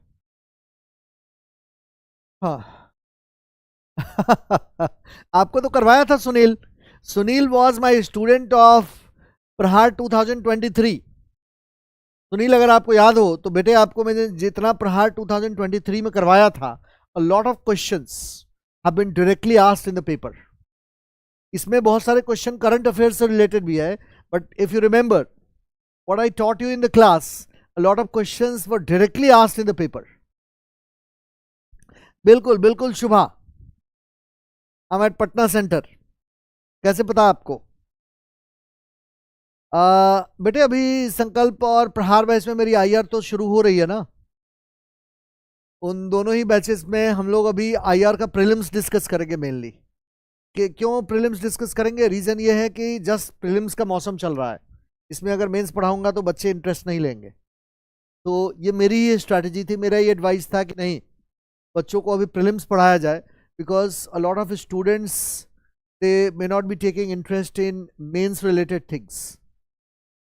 तो अभी ट्यूसडे से आपकी क्लास है.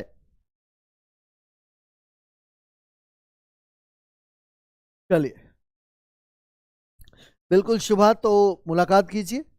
बिल्कुल, जो अपने OnlyIAS का सेंटर है वहां पर मैं मिल जाऊंगा आपको. आप किसी से भी पूछेंगे, कोई भी बता देगा.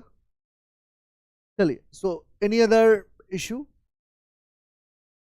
अच्छा विवेक, पॉलिटी में तो ऑलमोस्ट मैंने आपको पढ़ा दिया है, और अपने OnlyIAS का मटेरियल आएगा, वहां से अपडेट कर लीजिएगा. अभी मेंस में अपने PW का मटेरियल आने वाला है प्रीलिम्स के बाद, वहां से अपडेट कर लेना. जो पॉलिटी मैंने आपको पढ़ाया है, करंट की चीजें वहां से अपडेट कर लेना. जो भी चीजें तुम्हें करंट की 15-20 चीजें मिलेंगी वहां से अपडेट कर लेना. चलिए. हाँ. आईआर में नहीं नबी, आईआर में नहीं बेटे, आईआर में नहीं. आईआर में जो क्वेश्चन आपसे पूछे जाएंगे, those are different kind of questions. So those questions are not covered in NCERT books. वो एनसीईआरटी से कवर नहीं हो पाएगा. चलिए,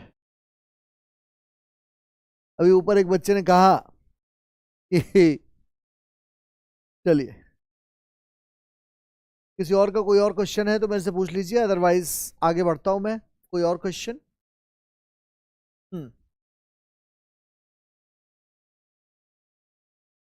कोई और क्वेश्चन अगर किसी बच्चे का है तो पूछ लीजिए.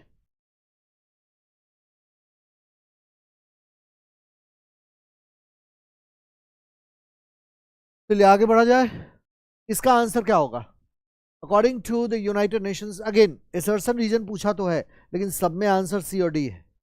कारण क्या है कि एसर्शन रीजन में मैंने आपसे कहा कि अगर आंसर ए और बी होगा तो वो ठीक ठाक डिफिकल्ट क्वेश्चन हो जाता है. आसान अगर फैक्ट्स है तो भी डिफिकल्ट क्वेश्चन. तो आपको ये देखना है बेसिकली एसर्शन रीजन में जो उन्होंने पूछा है वो फैक्चुअली करेक्ट है और इनकरेक्ट है.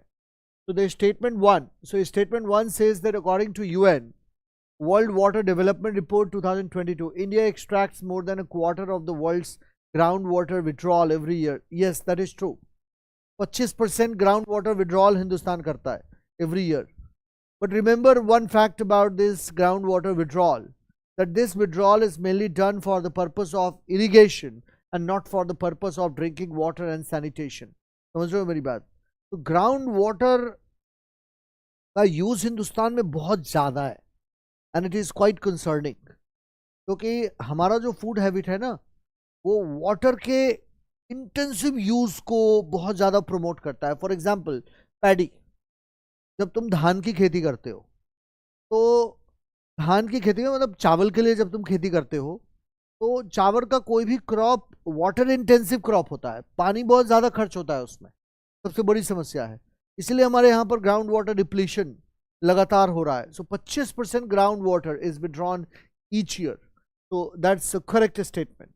But second statement, India needs to extract more than a quarter of the world's groundwater each year to satisfy drinking water and sanitation. This statement is incorrect. In fact, India needs 25% groundwater for irrigation purpose. इस बात को याद रखिएगा. अब आप मेरे से कहिएगा सर इस लेवल का फैक्ट क्या याद हो सकता है पेपर में? बिल्कुल याद हो सकता है. Statement 2 is incorrect. अगर कोई मेरे से पूछे कि क्या स्टेटमेंट 2 इनकरेक्ट है, हाँ मैं देखने के साथ बता दूंगा इनकरेक्ट है. क्यों? क्योंकि हमारा जो मैक्सिमम यूज ऑफ वाटर होता है वो इरिगेशन पर्पज से होता है. समझ लो मेरी बात. मैक्सिमम जो यूज ग्राउंड वाटर का होता है. सो मेनी रिपोर्ट्स, आज से थोड़ी आ रहा है रिपोर्ट, सिंस 1980s आपको रिपोर्ट्स देखने को मिलता है कि ग्राउंड वाटर डिप्लीशन हो रहा है because of excessive use of ground water in India. तो इसका मतलब है कि दिस स्टेटमेंट 2 इज इनकरेक्ट. तो almost a quarter of ground water जो इंडिया विड्रॉ करता है उसमें से quarter of ground water of the world, उसमें से maximum goes to irrigation. Maximum goes to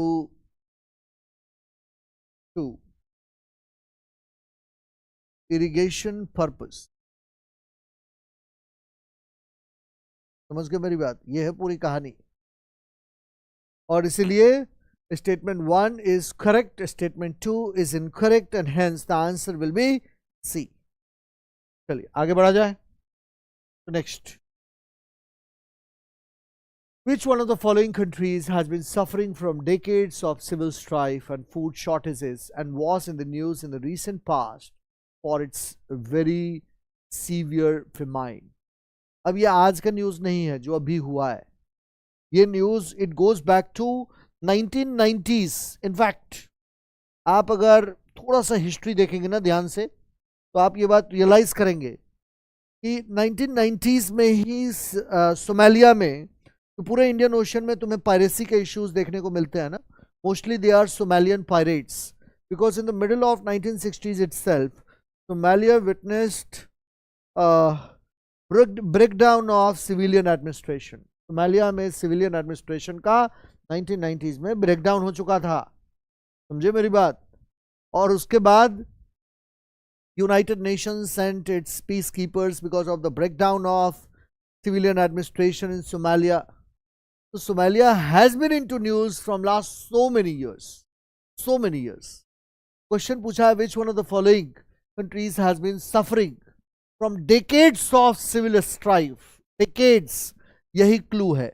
जो स्मार्ट बच्चा होगा वो पकड़ ले जाएगा. डेकेड्स ऑफ सिविल स्ट्राइफ इसमें से कहीं नहीं हुआ है. नहीं, इक्वेडोर में तो नहीं हुआ है. Ecuador is relatively a peaceful country. Costa Rica, it's relatively a peaceful ठीक ठाक कंट्री है. Angola, not a very peaceful country, but decades of civil strife has not been witnessed by Angola. So the answer will be obviously Somalia. So the answer will be D. समझ रहे हो मेरी बात? Answer, क्योंकि Somalia में आज से थोड़ी हो रहा है civil strife. The story goes back to 1990s itself. Next, 2022. Let us come on to 2022. So 2023, they asked so many questions, and I truly believe that barring total number of questions, अगर हम देखें तो कितने question है? 18 question. आप मेरे से पूछेंगे 18 में से सर कितने क्वेश्चन हो सकते हैं? अगर एक स्मार्ट बच्चा हो तो 18 में से तुम्हें 2-3 क्वेश्चन तो छोड़ देने हैं, अटेम्प्ट ही नहीं करने. जिस क्वेश्चन के बारे में दिमाग एकदम ब्लैंक हो जाए ना देखने के बाद, लॉजिक ना लगे. जैसे एक क्वेश्चन में मैंने आपको बताया है पढ़ के कि यहाँ लॉजिक लग रहा है. लॉजिक इसलिए लग रहा है क्योंकि वो ऐसे स्टेटमेंट यूज कर रहे हैं, those statements are not practically feasible. ऐसे ही एक स्टेटमेंट आगे आपको बताऊंगा. In 2012 they asked this question, the rare earth metals are found only in China. Now this statement is in itself a wrong statement. Nobody can precisely say that rare earth materials are found only in China. How do you know? चाहे वो कितना भी बड़ा expert हो, nobody can say that rare earth materials are found only in China. बाकी जगह पर भी तो rare earth materials मिलता है. सिंपल बात. So this statement is in itself a very wrong statement. That is how it works. तो अगर आप मेरे से पूछेंगे कि out of 18 questions, how many questions you should have attempted in the paper? देखो मैं बहुत ही फेयर होकर के बोल रहा हूँ, बिकॉज मैं ये मानता हूँ कि कोई भी क्वेश्चन पेपर एग्जाम के बाहर आसान लगता है हर किसी को, आपको भी आसान लग रहा होगा। हर किसी को एग्जाम के बाहर क्वेश्चन पेपर बहुत आसान दिखता है। 3 क्वेश्चन तुम्हें अटेम्प्ट ही नहीं करना था, ऐसे क्वेश्चन था वो। इसका मतलब out of 18 question you will be attempting only 15 question. 15 question में मेरा मानना है कि कैसी भी हालत में, मतलब बुरी से बुरी हालत में भी आपको you must get at least 12 to 13 question correct. 12 से 13 क्वेश्चन तुमने करेक्ट मारने थे पेपर में। अगर बहुत बुरा दिन है तुम्हारा तो 11 क्वेश्चन तुम्हारे करेक्ट होने थे, 15 में से 3 क्वेश्चन गलत होने थे, एक पेनाल्टी जाती तुम्हारी। तो out of 18 question you could have got the correct answer of 11 question. 11 question तुम्हारे सही हो जाते। 11 क्वेश्चन सही होने का मतलब है यहाँ से 11 क्वेश्चन, 10 क्वेश्चन इंडियन पॉलिटी से, 21 क्वेश्चन, मतलब 42 मार्क्स तुम्हारे 50%, 40% कट ऑफ का तो यहीं से निकल आया। समझ लो मेरी बात। मैं जो सब्जेक्ट पढ़ाता हूँ पॉलिटी एंड इंटरनेशनल रिलेशंस, किसी भी पेपर में around 25 to 27 questions are directly being asked. Last year थोड़े ज़्यादा पूछे थे। Last year almost 1/3 of the paper was from polity and IR, और वहाँ से बहुत ही आसानी के साथ, since the paper was difficult, तो वहाँ से जो क्वेश्चन सॉल्व किए जा सकते थे वो 22 क्वेश्चन सॉल्व किए जा सकते थे पेनाल्टी को माइनस करने के बाद आउट ऑफ 33। मतलब मैं बहुत ही ऐसा मान के चल रहा हूँ कि तुमने कोई बहुत कमाल नहीं किया है। 22 क्वेश्चंस तुम इजीली डुएबल क्वेश्चन थे दोनों में। थोड़ा सा अगर तुम अपने सिली मिस्टेक्स को अवॉइड कर दो तो इसलिए अगर मेरा असेसमेंट मेरे से पूछोगे कि 2023 के पेपर में मैं आईआर वाले क्वेश्चन को कहाँ रखता हूँ, आईआर वाले क्वेश्चन को मैं मॉडरेट डिफिकल्टी से थोड़ा नीचे रखता हूँ। उसको डिफिकल्ट क्वेश्चन में तो मैं बिल्कुल काउंट नहीं करूँगा। तो next 2023, let us come on to 2023 questions. Consider the following statement. Bidi is a large refugee camp settlement in northwestern part of Kenya. 1. It is a large refugee settlement in northwestern part of Kenya. Some people who fled from South Sudan civil war live in Bidi. Some people who fled from the civil war in Somalia live in Dadaab refugee complex in Kenya. Answer इसका क्या होगा? Answer इसका होगा, first statement पढ़ते हैं। Bidi is a large refugee camp settlement in northwestern Kenya. The answer is not true. It is in the north. It is in the western part of Uganda and not in Kenya. So first statement will be a wrong statement. ये Uganda में है Bidi large refugee settlement and not in north western part of Kenya. So some people who fled from South Sudan civil war live in Bidi, and some people who fled from the civil war in Somalia live in the Dadaab refugee complex in Kenya. ये pure current affair से related question है. The answer will be C. ये current affairs का question है, इसमें बहुत logic नहीं लगा पाओगे. क्यों नहीं लॉजिक लगा पाओगे? क्योंकि ये प्योर फैक्चुअल क्वेश्चन है.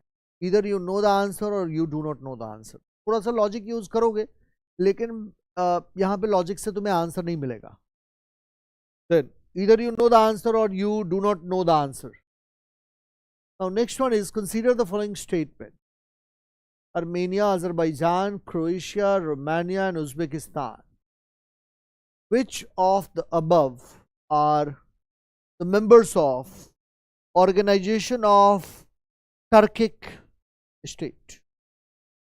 Organization of Turkic State basically है क्या? ऑर्गेनाइजेशन ऑफ टर्किक स्टेट को पहले टर्किक काउंसिल बोलते थे. It was established in 2009. It was established in 2009, formerly known as in 2009, formerly known as Turkic Council. Turkic Council. The answer will be Turkic Council ka. Answer will be Azerbaijan and Uzbekistan. These two are members of Turkic Council. ये भी current affairs के news में है. Institutions, in fact मेरा मानना है कि तुमने इस साल पढ़ लिया है, अगले साल भी इंपॉर्टेंट होगा, उसके अगले साल भी इंपॉर्टेंट होगा. कोई भी इंस्टीट्यूशन अगर तुम जानते हो तो वो किसी एक साल में इंपॉर्टेंट नहीं होगा, वो 2-3-4 साल जब तक तुम पेपर दोगे तब तक इंपॉर्टेंट होगा. कोई भी इंस्टीट्यूशन, अगर तुम्हें ये बात पता है इंस्टीट्यूशन के बारे में, तो इंस्टीट्यूशन में as such you will not find many changes. Then ये question law of the seas of United Nations convention on the law of seas, ये आज से न्यूज़ में नहीं है. It has been into the news in the last 10 years, लास्ट 11 years.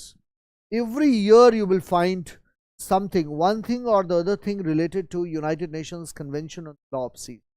Maybe due to China's belligerence in South China Sea, or because of Italian marine related issue in the past in India. मतलब कुछ भी अगर तुम देखोगे ना, so United Nations Convention on the Law of Seas, every year you will find this topic in news. और कोई भी स्मार्ट आदमी लास्ट 5-6-7 years से इस क्वेश्चन को प्रेडिक्ट करके बैठा हुआ होगा कि यहाँ से क्वेश्चन पूछा जा सकता है. मतलब जो भी तैयारी कर रहा होगा, ये क्वेश्चन कभी भी पूछा जा सकता था, because every year it has been into news.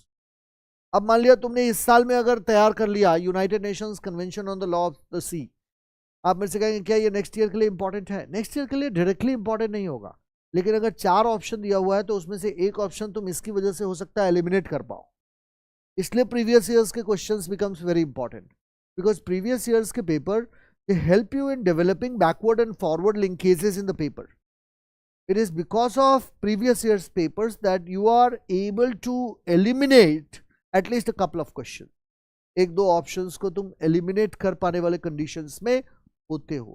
ठीक है, तो मैंने आपसे कहा with reference to the United Nations convention on the law of the seas, consider the following statement. A coastal state has the right to establish the breadth of its territorial sea up to a limit not exceeding 12 nautical miles measured from baseline determined in accordance with the convention. Yes, that's a true statement. Sahi statement. Then ships of all states, whether coastal or landlocked, enjoy the right to innocent passage through the territorial sea. Yes, दो तरह का navigation होता है, याद रखना. एक होता है innocent navigation, innocent freedom of navigation, और एक होता है deliberate freedom of navigation. Innocent freedom of navigation क्या होता है? अगर मान लिया कि ये तुम्हारी टेरिटरी है, समझ लो 12 नॉटिकल माइल्स तक, मैं ऐसे लेता हूँ 12 NM, ये इंडिया की टेरिटरी है. किसी दूसरी कंट्री का शिप अगर इस 12 नॉटिकल माइल्स में आ जाता है और वो तेजी से चलता हुआ चला जाता है, मतलब धोखे से, तो इसका मतलब है कि वो ये मानता है कि this is an Indian territory and out of mistake that I have entered into Indian waters and they will not do any mischief in this area. लेकिन अगर ये होता है इनोसेंट फ्रीडम ऑफ नेविगेशन, मतलब इनोसेंट हो तुम, तुम्हें नहीं पता है. एक होता है डिलिबरेट फ्रीडम ऑफ नेविगेशन. अगर मान लिया मैं ये नहीं मानता हूं कि ये चाइना का एरिया है, और ये जो चाइना का कोस्टल एरिया है, मैं अगर उसके 12 नॉटिकल माइल्स के अंदर से अपना एयरक्राफ्ट कैरियर ले जाऊं और केवल अपना एयरक्राफ्ट कैरियर ले ना जाऊं, मैं वहीं पे खड़ा रखूं आधे घंटे, 1 घंटे, 2 घंटे तक, और अगर कोई पूछने आता है कि भाई तुम कौन हो, मेरे एरिया में क्यों घुस गए हो, मैं उससे बोलूं कि नहीं नहीं ये तुम्हारा एरिया नहीं है, this is an international water. इसका मतलब है that I do not accept your sovereignty. समझ रहे हो मेरी बात? 12 नॉटिकल माइल्स तक if innocent freedom of navigation is being exercised by countries, कि धोखे से कोई शिप घुस गया है और फिर आपने उससे पूछा कि भाई ये हमारा एरिया है, तुम कैसे घुस गए हो, तो आपने कहा कि आई एम एक्सट्रीमली सॉरी, गलती से हमारा शिप तुम्हारे एरिया में चला गया है. उसने अपनी गलती मान ली. तो this is called as innocent exercise of freedom of navigation.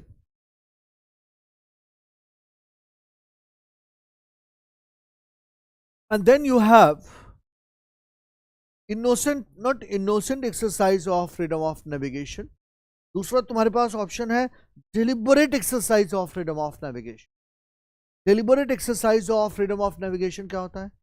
तो deliberate exercise of freedom of navigation basically means that deliberately I'm entering into your territory, and when you ask me that why have you entered into my area, so I will straight away in your face attitude, I will tell you this is not in your area, this is an international water, and I will do whatever I want. This is deliberate freedom of navigation, and this will invite certain consequences. समझ लो मेरी बात, अगर China के साथ तुम ऐसा करोगे या किसी ऐसी कंट्री के साथ करोगे, so this will invite certain consequences. तो ये जो 12 नॉटिकल माइल्स होता है वहां पर शिप सेंटर करती है, तो तुम दूसरे की सॉवरेन टेरिटरी में होते हो. तो statement 1 is correct. Second, ships of all states whether coastal और landlocked enjoy the right to innocent passage through the territorial sea. Yes, that's a correct statement. Now, the exclusive economic zone shall not extend beyond 200 nautical miles from the baseline from which the breadth of the territorial sea is measured. Yes, that your domain ends at 200 nautical miles, and beyond 200 nautical miles you have international waters, which is also called as high seas. समझ लो मेरी बात. जो 200 nautical miles होगा ना, 200 nautical miles के बाद जो एरिया होगा, that will be called as and international waters. क्या मतलब है इंटरनेशनल वाटर्स बोलने का? तो बेसिकली इंटरनेशनल वाटर्स बोलने का मतलब यहां पर is very simple. International water बोलने का मतलब है कि उसके बाद किसी एक कंट्री का जुरिस्डिक्शन नहीं है. तो किस तरीके से तुम्हारा ये जो बेसलाइन है ये शुरू होता है, इसको इस तरीके से तुम ज्योग्राफी के बुक में भी पढ़ोगे, इस टाइप से होता है लैंड दिस, और फिर यहां से वाटर स्टार्ट होता है. This is water. तो ये जो बेस लाइन है जहां से वाटर शुरू होता है, उसके 12 नॉटिकल माइल्स तक तुम्हारी मतलब a coastal state has the right to establish the breadth of its territorial sea up to a limit of not exceeding 12 nautical miles. 200 nautical miles तक. यहां से 200 नॉटिकल माइल्स मतलब फर्दर इसको एक्सटेंड कर दो. अगर मान लिया ये 200 नॉटिकल माइल्स है, 200 nm, ये तुम्हारा एक्सक्लूसिव इकोनॉमिक जोन होता है. You have got the right to explore, you have right to explore natural resources, explore crude oil, natural gas, मतलब कुछ भी तुम्हें इस 200 नॉटिकल माइल्स में मिल जाए. And beyond this 200 nautical miles international water starts, और उसको हम लोग हाई सीज भी बोलते हैं. समझ गए मेरी बात? तो अब तुम मेरे से बोलोगे सर क्या ये करंट अफेयर्स से न्यूज़ में है? नहीं, ये क्लासिक क्वेश्चन है इंटरनेशनल ऑर्गेनाइजेशंस. क्लासिक क्वेश्चन है. It has got nothing to do with current affairs. कि आज से 10 साल पहले भी न्यूज़ में था, आज भी न्यूज़ में, और कल भी न्यूज़ में रहेगा, और जब तुम्हारे बच्चे पेपर देंगे तब भी न्यूज़ में रहेगा. It has got nothing to do with current affairs. समझ रहे हो? इसलिए ये सब फालतू की बातें हैं कि नहीं ये करंट अफेयर्स का क्वेश्चन है, करंट अफेयर्स में था. नहीं, ये हर साल न्यूज़ में होता है करंट अफेयर्स में, इसलिए 20 साल से है. ऐसा कोई साल ही नहीं है कि ये न्यूज़ में ना हो, हर साल न्यूज़ में है ये. तो it has got nothing to do with current affairs. ये बेसिकली तुम्हें इंस्टीट्यूशंस को जानना होगा. टर्की के स्टेट न्यूज़ में है, तुम्हें पता होना चाहिए टर्की के स्टेट क्या है. एक और बात हमेशा याद रखना इंटरनेशनल इंस्टीट्यूशन से रिलेटेड, अगर नंबर ऑफ मेंबर कंट्रीज ये उसका पिक्चर है, तुम्हें ये पिक्चर एकदम क्लियर हो जाएगा कि ये तुम्हारा इंटरनल वाटर है, यहां से तुम्हारा बेसलाइन है, यहां से 12 नॉटिकल माइल्स तुम्हारा टेरिटोरियल सी है, फिर तुम्हारा कंटिगुअस जोन है, और यहां से 200 नॉटिकल माइल्स तक, बेस लाइन से 200 नॉटिकल माइल्स तक तुम्हारा एक्सक्लूसिव इकोनॉमिक जोन है. And beyond 200 nautical miles, this is what is called as, यहां पर लिखा हुआ है high seas. These are international waters. So you do not have the right to explore natural resources in high seas. ये international water है, but in these areas, in these 200 nautical miles, you can go for your own exploration. You can go for exploration of natural resources. और यहाँ से question बार बार आ चुका है और हमेशा आता रहेगा. ऐसा नहीं है कि ये एक साल में क्वेश्चन आया तो आगे इररिलेवेंट हो गया है. Every year they can ask question from this particular topic. Now this was into news since 2011. In fact ये न्यूज में रहा है 2011 से. क्यों न्यूज में रहा है? अगर कोई मेरे से बोले कि सर इससे रिलेटेड क्वेश्चन 2022 में आया, नहीं, it has been into news since 2011. Senkaku group of islands. Senkaku group of island है क्या, उसको समझो. ईस्ट चाइना सी में there are a group of islands which used to be under the administrative control of USA till 1972. In 1972, administrative control of this group of island was handed over to Japan. And from then onwards, China has been taking claim over these group of islands. So Japan calls these islands as Senkaku Island. तो हम भी उसको Senkaku ही बोलते हैं, इसलिए paper में हमने भी सेनकाकू ही बोला है. China calls these islands as 𝐑𝐄𝐻 Islands. 𝐑𝐄𝐻.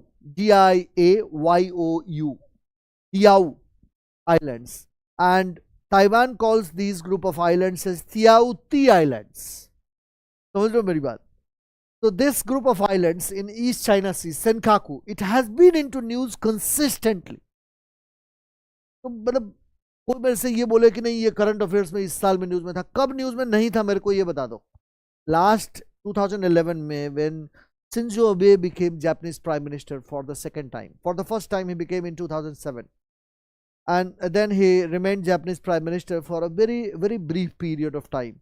And then again he became Japanese Prime Minister in 2011. And from then onwards, China has been the central theme of Japanese foreign policy. And from then onwards, Senkaku group of islands in East China Sea has been introduced every year. तो इसलिए ये कहना गलत होगा, ये current affairs के question है, ये स्टैटिक एरिया का question. Majority of the question, by now you must have realised, majority of those questions have been into news in the last couple of years, have been into news in the last 3, 4, 5, 6 years. These are not exclusively current affairs question. तो Senkaku group of island, answer क्या होगा? Answer तो मैंने आपको बता ही दिया. तो obviously China and Japan, they are engaged in maritime dispute over these islands in East China Sea. That will be the answer. वैसे अगर तुम्हें आंसर क्लियरली पता हो तो भी बाकी चीजें पढ़ लेनी चाहिए, क्या पता कुछ और उससे ज्यादा अप्रोप्रिएट हो. First option is, it is generally believe that they are artificial islands made by a country around South China Sea. No. A permanent American military base. No. And through international courts of justice declared them as no man's land. No. So the answer will be B. That will be the correct answer. Next, consider the following statement. हाँ, पूछा हुआ है आपसे question का answer कि consider the following statement और इसमें कौन कौन सा करेक्टली मैच्ड है. तो पहला, chart setting up of permanent military base by China. No, this statement is wrong. जो परमानेंट मिलिट्री बेस चाइना का है ना, वो जिबाउटी में है, हॉर्न ऑफ अफ्रीका में. चाइना ने परमानेंट मिलिट्री बेस जिबूटी या जिबाउटी जो भी बोलते हो, जिबाउटी में. समझ रहे हो मेरी बात? तो ये जिबाउटी का location becomes very important from examination point of view. इसलिए जाकर के तुम्हारे लिए होमवर्क क्या है? तुम्हारे लिए होमवर्क है जाकर के 2-3 चीजें न्यूज में रही है. रेड सी न्यूज में रहा है, लगातार न्यूज में है, सप्लाई चेन को डिस्टर्ब कर दिया है. जाकर के उसका लोकेशन देख लीजिएगा, जिबूटी का लोकेशन देख लीजिएगा. तो statement 1 is not correct. Statement 1 पहला. Now second, the first statement is a wrong statement because China established its first military base in Djibouti. तो यहाँ पे 2 लोकेशन तुम देख लेना. पहला लोकेशन तुम लोग देख लेना, बाब अल मंदेब एंड रेड सी. इन दोनों का लोकेशन होमवर्क है आपका. अल मंदेब एंड रेड सी. ये बाब अल मंदेब के पास में है, रेड सी और इंडियन ओशन को कनेक्ट करने का काम करता है. एग्जैक्टली उसी लोकेशन पर चाइना ने इस मिलिट्री बेस को बनाया है. And it is strategically very important, very important. ये चाइना का first ever overseas military base है. Next, now second pair is yes correctly matched. Second pair क्यों करेक्टली मैच्ड है? ये suspension of constitution and government by military, it happened in Guinea. Then Lebanon, severe and prolonged economic depression. That is true. Tunisia, suspension of parliament by president, ये तीनों बातें उस साल के news में थी, इसलिए क्वेश्चन पूछा हुआ था। ये जो जिबूटी वाला है ये तो काफी सालों से न्यूज में है। तो अब देखो ये तीनों क्वेश्चन डिफिकल्ट हैं, लेकिन एग्जामिनर ने तुम्हारे लिए एक सेविंग ग्रेस क्या छोड़ा है, इस क्वेश्चन का आंसर तुमको एग्जामिनर ने बता दिया है। एक्चुअली ये 3-4 सालों से न्यूज में है। तो दीज 3 आर करेक्ट आंसर, ये उसी साल के करंट से है। इसको अगर मेरे से बोलोगे तो क्या करेक्ट ये करंट से है, यस ये करंट से आंसर क्वेश्चन है, दैट इज ट्रू। ये एक्सक्लूसिवली करंट से पूछा हुआ है। इस क्वेश्चन का आंसर देने के लिए तुम्हें करंट अफेयर्स के बारे में बेसिकली पता होना चाहिए। समझ गए मेरी बात? चलिए हाँ, नेक्स्ट लोकेशन बेस्ड क्वेश्चन है और वो लगातार न्यूज में है। लोकेशन बेस्ड क्वेश्चन, कैटेलोनिया देखने के साथ ही पता चल जाएगा। Catalonia is in Spain, not in Italy. समझ गए मेरी बात? Catalonia is in Spain. Catalonia क्या है? It is a region of Spain, जहां 1930 से अलग नेशन बनाने का डिमांड चलता रहा है।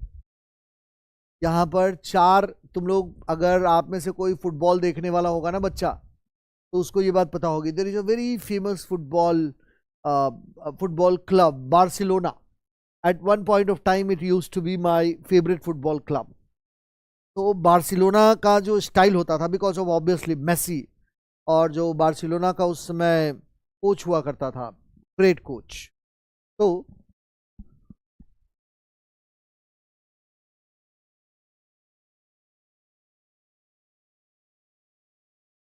जो बार्सिलोना का कोच हुआ करता था, उसने एक बड़ा इंपॉर्टेंट, बहुत अमेजिंग सी स्ट्रैटेजी शुरू की थी। उसका नाम था टिकी टाका। टिकी टाका क्या होता था? फुटबॉल के प्लेयर्स आपस में बहुत शॉर्ट पासेस खेला करते थे। तो वो बार्सिलोना का फुटबॉल मैच ना देखने में बहुत मजा आता था। मतलब आपको अगर फुटबॉल थोड़ा सा भी अच्छा लगता है, so you just use to love the scene कि कैसे शॉर्ट पासेस के जरिए आराम आराम से खेल करके और फिर आप ऑफेंसिव लॉन्च करते हैं। तो तब से मेरे को याद है 4 टाउन है स्पेन में। Those 4 towns are Barcelona, Lleida, Girona and Tarragona. और ये कैटेलोनिया रीजन के चारों टाउन्स हैं। इनका ये कहना है कि स्पेन के जीडीपी में हमारा डायरेक्ट कंट्रीब्यूशन इज ऑफ 20%। बदले में, हिंदुस्तान में भी कुछ लोग इस तरीके का डिमांड रखते हैं, बदले में स्पेन की गवर्नमेंट हमारे ऊपर स्पेंड करती है ओनली 13% ऑफ स्पेन जीडीपी। तो इसीलिए वो अलग स्टेट के बारे में लगातार डिमांड करते रहते हैं। So this first statement is incorrect, fourth statement is incorrect. Now what about the other statements? Other statements are pair 1, Anatolia, Turkey, it is correctly matched. Anatolia को एशिया माइनर भी कहते हैं and it is correctly matched because जो Anatolia area है उसका location ऐसा है कि वो एशिया और यूरोप वहां पर मिलता है। Asia and Europe meets, it is correctly matched statement here. Asia and Europe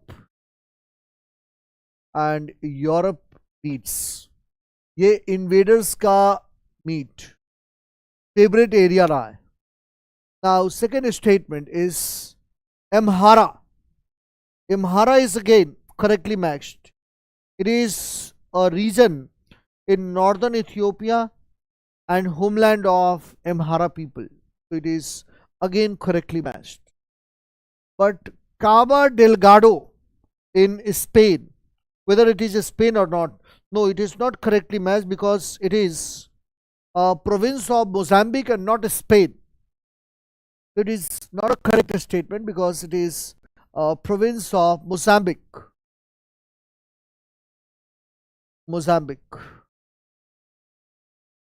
Kaaba Delgado.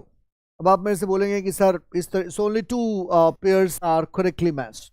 मेरे से आप बोलेंगे कि सर क्या बुक पढ़ के इसका लोकेशन याद रखा जा सकता है? थोड़ा डिफिकल्ट होगा बुक पढ़ के इसका लोकेशन। इस टाइप का लोकेशन तुम्हें कहीं नहीं मिलेगा बुक में।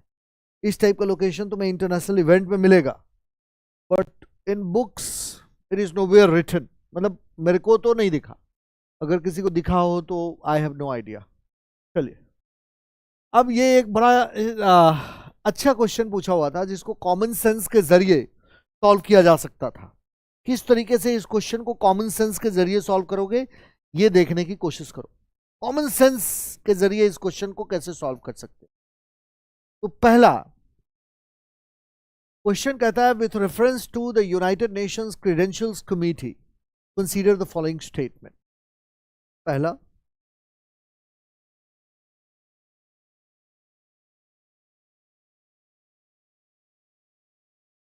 it is about United Nations Credentials Committee and you consider the following statement. Pehla statement 1. It is a committee set up by United Nations Council and work under its supervision. It traditionally meets in March, June and September. अब मेरे को एक बात बताओ, थोड़ा मैं common sense use कर रहा हूँ यहाँ पर, ज़्यादा मैं दिमाग नहीं लगा रहा हूँ, मैं केवल कॉमन सेंस यूज कर रहा हूँ और मेरी बात का तुम आंसर दो। तुम्हें ऐसा लगता है कि अगर कोई क्रेडेंशियल कमेटी है, किसी को अगर किसी की विश्वसनीयता नापनी है, मेजर करना है, लॉजिक में यूज कर रहा हूं, तुम्हें ऐसा लगता है कि साल में 3 ही महीने उसकी विश्वसनीयता नापी जानी चाहिए, और वो भी जून से लेकर के मार्च से लेकर और सितंबर के बीच में, सितंबर से लेकर के और अगले मार्च तक जो 6 महीने होते हैं उसमें विश्वसनीयता नहीं नापोगे क्या? तुम्हें नहीं लगता ये स्टेटमेंट इज रॉन्ग? इसलिए मैं हमेशा बोलता हूं, if the question is tough you go and have a look at the questions, at the options. Option में एग्जामिनर ने जानबूझ के लूज एंड छोड़ा हुआ होता है। तो मुझे एक क्वेश्चन का आंसर दो। ये कह रहा है कि the question is about United Nations credentials committee and it says that it traditionally meets in March, June and September. क्या तुम्हें ऐसा नहीं लगता है कि अगर तुम्हें किसी का क्रेडेंशियल टेस्ट करना हो तो तुम क्या साल भर में 6 ही महीने क्रेडेंशियल टेस्ट करोगे और बाकी 6 महीने क्रेडेंशियल टेस्ट नहीं करोगे? दुनिया में ऐसा आज तक कहीं हुआ है क्या? अगर मुझे किसी का क्रेडेंशियल टेस्ट करना हो तो मैं क्या करूंगा? या तो मैं मंथली करूंगा, या तो मैं क्वार्टरली करूंगा, या तो मैं हाफ ईयरली करूंगा, नहीं तो मैं ईयरली करूंगा। क्या दुनिया में ऐसा होता है कि मैंने तुम्हारा क्रेडेंशियल आज टेस्ट कर लिया, कल टेस्ट कर लिया और उसके बाद फिर नहीं करूंगा अगले 3 महीने तक? फिर मैंने तुम्हारा क्रेडेंशियल टेस्ट कर लिया 6 महीने के बाद। It doesn't work this way. मतलब 6 महीने किसी का क्रेडेंशियल टेस्ट करोगे, अगले 6 महीने कौन करेगा क्रेडेंशियल टेस्ट? लॉजिक भी कहता है ये ऑप्शन गलत है। समझ लो, एग्जामिनर जब क्वेश्चन बनाता है ना तो वो जानबूझ करके तुम्हारे लिए लूज एंड छोड़ता है। तुम मुझे सिंपल लॉजिक का आंसर दो, अगर मैं गलत हूं तो मुझे आंसर दो। मैं तुमसे कह रहा हूं, अगर तुम्हें किसी का क्रेडेंशियल टेस्ट करना हो तो किसी का क्रेडेंशियल टेस्ट तुम साल भर में you are going to test somebody's credentials only for 6 months and then you are silent for the next 6 months. फिर 6 महीने में लगातार 3 बारी तुमने किसी का क्रेडेंशियल टेस्ट किया and then again you are silent for the next 6 months. No, it doesn't work this way. If you are testing somebody's credential, if you are testing a committee's credentials, इसका मतलब है, इस simple सी बात, regular interval पर उसका credential test होना चाहिए, ना कि हर 2 महीने पर उसका क्रेडेंशियल टेस्ट होना चाहिए। मार्च में हो गया, फिर अप्रैल मई में नहीं हुआ, फिर जून में हो गया, फिर जुलाई अगस्त में नहीं हुआ, फिर सितंबर में हो गया। यार व्हाट अबाउट सितंबर के बाद अक्टूबर नवंबर में नहीं होगा, दिसंबर में फिर से होना चाहिए था। तो दिसंबर में कहाँ तुम उसका क्रेडेंशियल टेस्ट कर रहे हो? For the next 6 months you are completely silent and then you are again testing somebody's credentials for after every 2 months. So this statement logically is also incorrect. ये logically incorrect statement है। अब तुम eliminate कर दो option को, तो जहां जहां हटा दो उसको। ऐसे लॉजिक से भी पेपर सॉल्व होता है। अब 1 और 3 में से देख लो अगला वाला statement. It assesses the credentials of all UN members before submitting a report. जहां पर भी ऐसे स्टेटमेंट आ जाए ना, ऑल, टोटल, कंप्लीट। अभी ये क्वेश्चन 2023 में करके बताया तुम्हें कि ऑल, टोटल, कंप्लीट होगा, वो स्टेटमेंट लगभग गलत होता है, हमेशा नहीं, लेकिन वो स्टेटमेंट काफी बारी गलत होता है। एक बात का आंसर दो मेरे को। It assesses the credentials of all UN members before submitting a report to the General Assembly for approval. Do you think that such a statement can be correct? That what kind of credentials you are going to test about the UN members? Do you think that United Nations is going to test the credential of America? UN is going to test the credential of India, then UN is going to test the credentials of Chad and Mozambique. मतलब तुम्हें ऐसा लगता है कि is it a justified statement that United Nations is going to test the credentials of all the members? No, it doesn't work this way. UN is not going to test the credentials of all the members. समझ रहे हो मेरी बात? ये statement ही अपने आप में एक रॉन्ग स्टेटमेंट है. अगर तुम स्मार्ट आदमी हो तो तुम पकड़ लोगे that the committee report to the assembly not about the credentials of its members but about the credentials of representatives. तो इसीलिए this statement is also wrong and you have only one statement correct. इसका मतलब this also goes out of the window. 2 and 3 goes out of the window. You have only one answer. अब देखने की जरूरत भी नहीं है. 3 टिक कर दो. So it assesses the credentials of 6. चलिए आगे हम लोग बढ़ते हैं.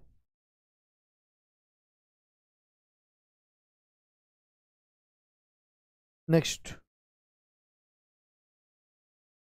It assesses the credentials of all UN members before submitting a report to the UN General Assembly for approval. All UN members nahi, representatives rather.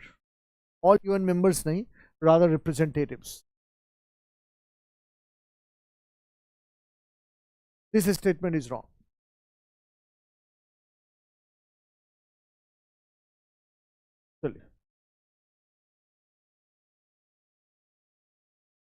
Statement 1 is incorrect. 3 will be the correct answer.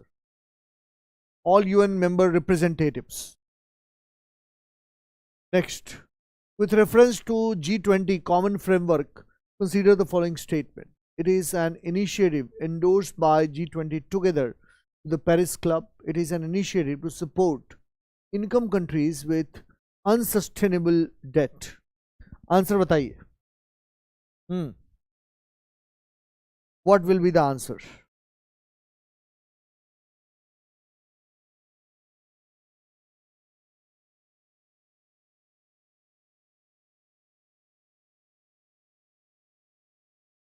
Next.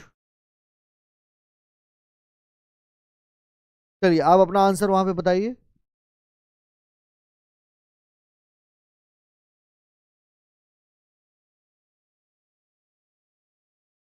C. The answer will be C.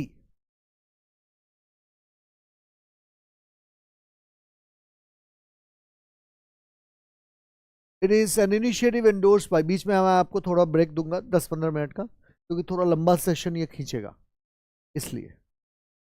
चलिए, तो थोड़ा लंबा session खींचेगा, तो इसलिए जैसे ही हम 2022 करेंगे, I will give you break. हाँ, so the answer will be, it is an initiative endorsed by G20 together with the Paris Club. Yes, that's a correct statement. And second, it is an initiative to support income countries with unsustainable debt. Yes, it's also correct statement. लेकिन ये common framework ये news में था उस साल में, तो both 1 and 2 will be correct. लेकिन इस क्वेश्चन का आंसर अगर तुम्हें उस साल के न्यूज़ में तुमने ध्यान दिया है तो तुम्हारा हो जाएगा. अगर तुम न्यूज़ में ध्यान तुमने नहीं दिया है तो इस क्वेश्चन का आंसर तुम गलत कर दोगे फिर. चलिए, हाँ. तो next, United Nations general assembly.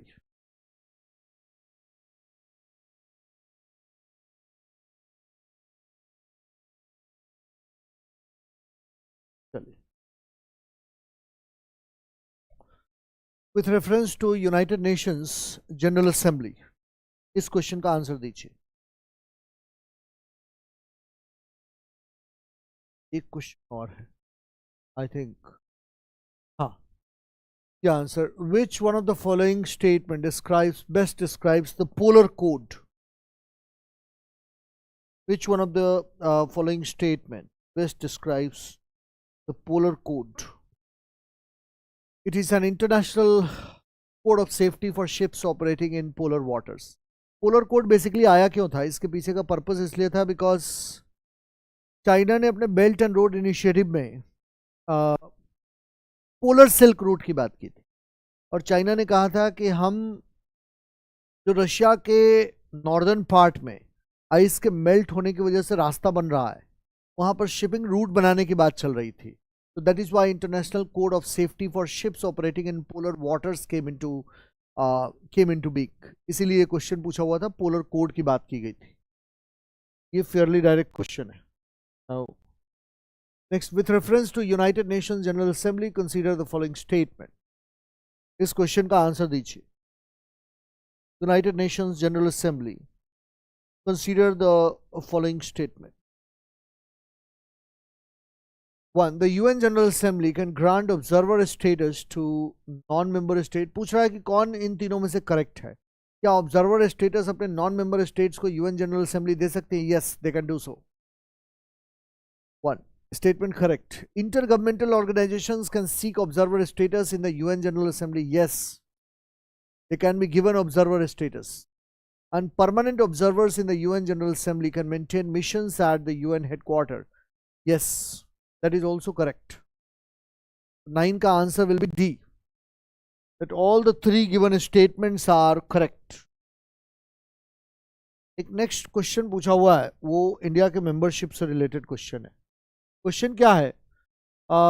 India is a member of which of the above. अब यहाँ पर आपका क्या होमवर्क बनता है? You go and have a look at Asian infrastructure investment bank, missile technology control regime and SCO. India is a member of Asian infrastructure investment bank. Yes, India is a member of it.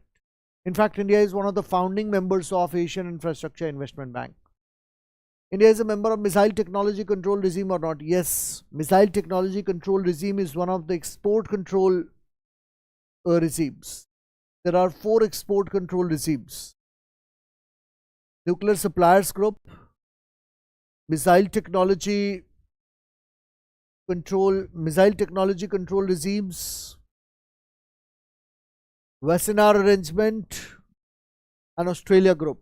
And India became a member of SCO in 2017.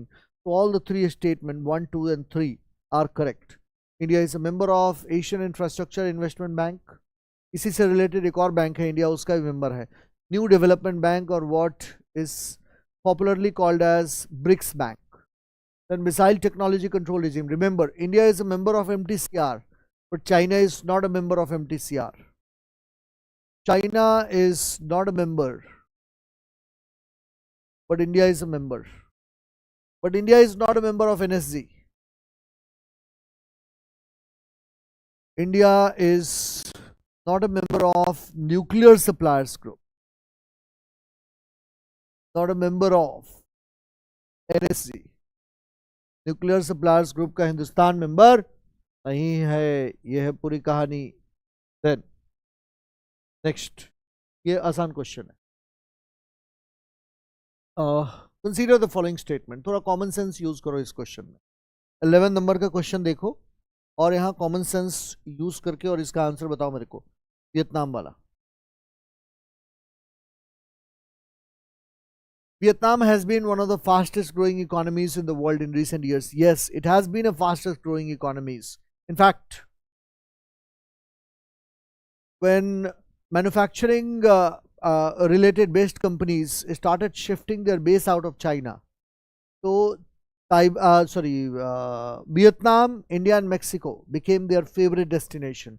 So it is one of the fastest growing economies of the world. That's a correct statement. Vietnam is led by a multi-party political system. No, Vietnam is led by a single party system. Communist party का regime है. So that's not a correct statement. तो इसका मतलब 2 goes out of the window. यहाँ से remove कर दो 2, कहाँ पर भी हो. Third, for a long time, Vietnam's low labor cost and stable exchange rates have attracted global manufacturers. Yes, that is true. Global manufacturers 2-3 बातों की वजह से तुम्हारे यहाँ पर आते हैं. पहला, लेबर कॉस्ट लो होना चाहिए, लॉ एंड ऑर्डर प्रॉपर होना चाहिए और स्टेबल एक्सचेंज रेट होना चाहिए, पॉलिटिकल स्टेबिलिटी होनी चाहिए. अगर ये 3-4 बातें तुम्हारी कंट्री में है तो इसका मतलब है the country will become the darling of global investors. For example, India today has become the darling of global investors because of Confluence of these many factors. 1, there is a political stability. Second, there is low labor cost, stable exchange rate, and by and large the country is politically stable. Law and order भी ठीक ठाक है यहाँ के कुछ एक states में. That is why it is clear कि एक भी सही है, 2 गलत है. 2 गलत है तो 2 ऑप्शन एलिमिनेट हो गए. अब इन 2 में से हमें देखना है, 1, 3, 4 और दूसरे में 3 और 5 है. तो ऑब्वियस सी बात है बी गलत हो गया ना. क्योंकि पहला ऑप्शन तो हमें पहले से पता है कि सही है. It has been one of the fastest growing economies in the world in the recent years. So since this statement is correct, so only C or D can be the correct answer. इसका मतलब दो तो पहले ही हमने eliminate कर दिया है, तो only C or D can be the correct answer. So the moment you eliminated 2 and your first statement was right, it means the answer is in front of you. 1, 3 and 4. पांचवें option को देखने की जरूरत भी नहीं है. Whether Vietnam has the most productive e-service sector or not, this is not our area of interest. The answer is there in front of you. Next. Question number 12. Consider the following statement. The Climate Group is an international non-profit organization that derives climate action by building large networks and runs them. The International Energy Agency, in partnership with the Climate Group, launched a global initiative EP100. Then EP100 brings together leading companies committed to driving innovation in energy efficiency. क्या answer इसमें हो सकता है? तो the answer अगर ये देखोगे, ये क्वेश्चन थोड़ा सा डिफिकल्ट क्वेश्चन वाले रेंज में आएगा. डिफिकल्ट क्वेश्चन वाले रेंज में क्यों आएगा? क्योंकि यहाँ पर तुम्हारे पास लॉजिक यूज करने का स्पेस थोड़ा कम है. Some Indian companies are members of EP100.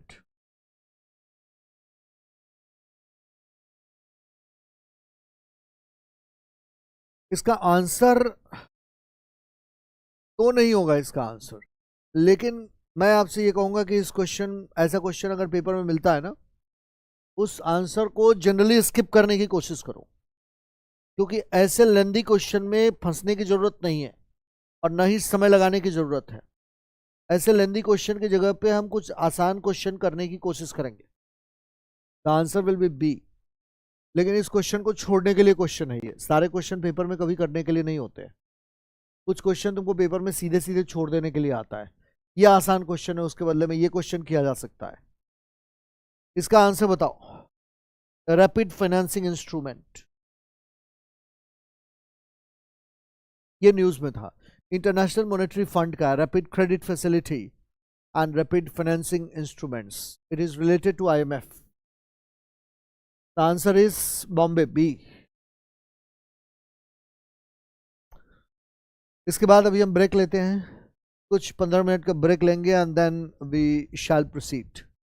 15 minutes का हम लोग ब्रेक लेते हैं. ब्रेक के बाद हम लोग कंटिन्यू करेंगे. So let me check your comment, couple of your comments बीच बीच में देखते रहने के बाद मैं भी एनर्जेटिक रहता हूँ. चलिए. ओह शिवाशीष, थैंक यू बेटे, and same here.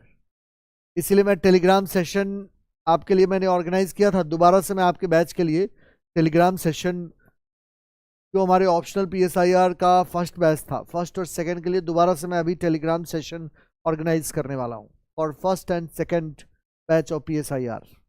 Same here.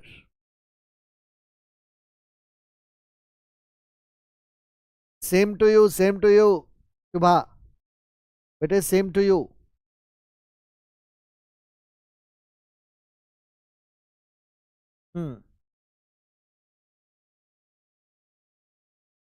हाँ, China balloon was found in USA. Yes, I do remember. And then it was shot down by American missiles.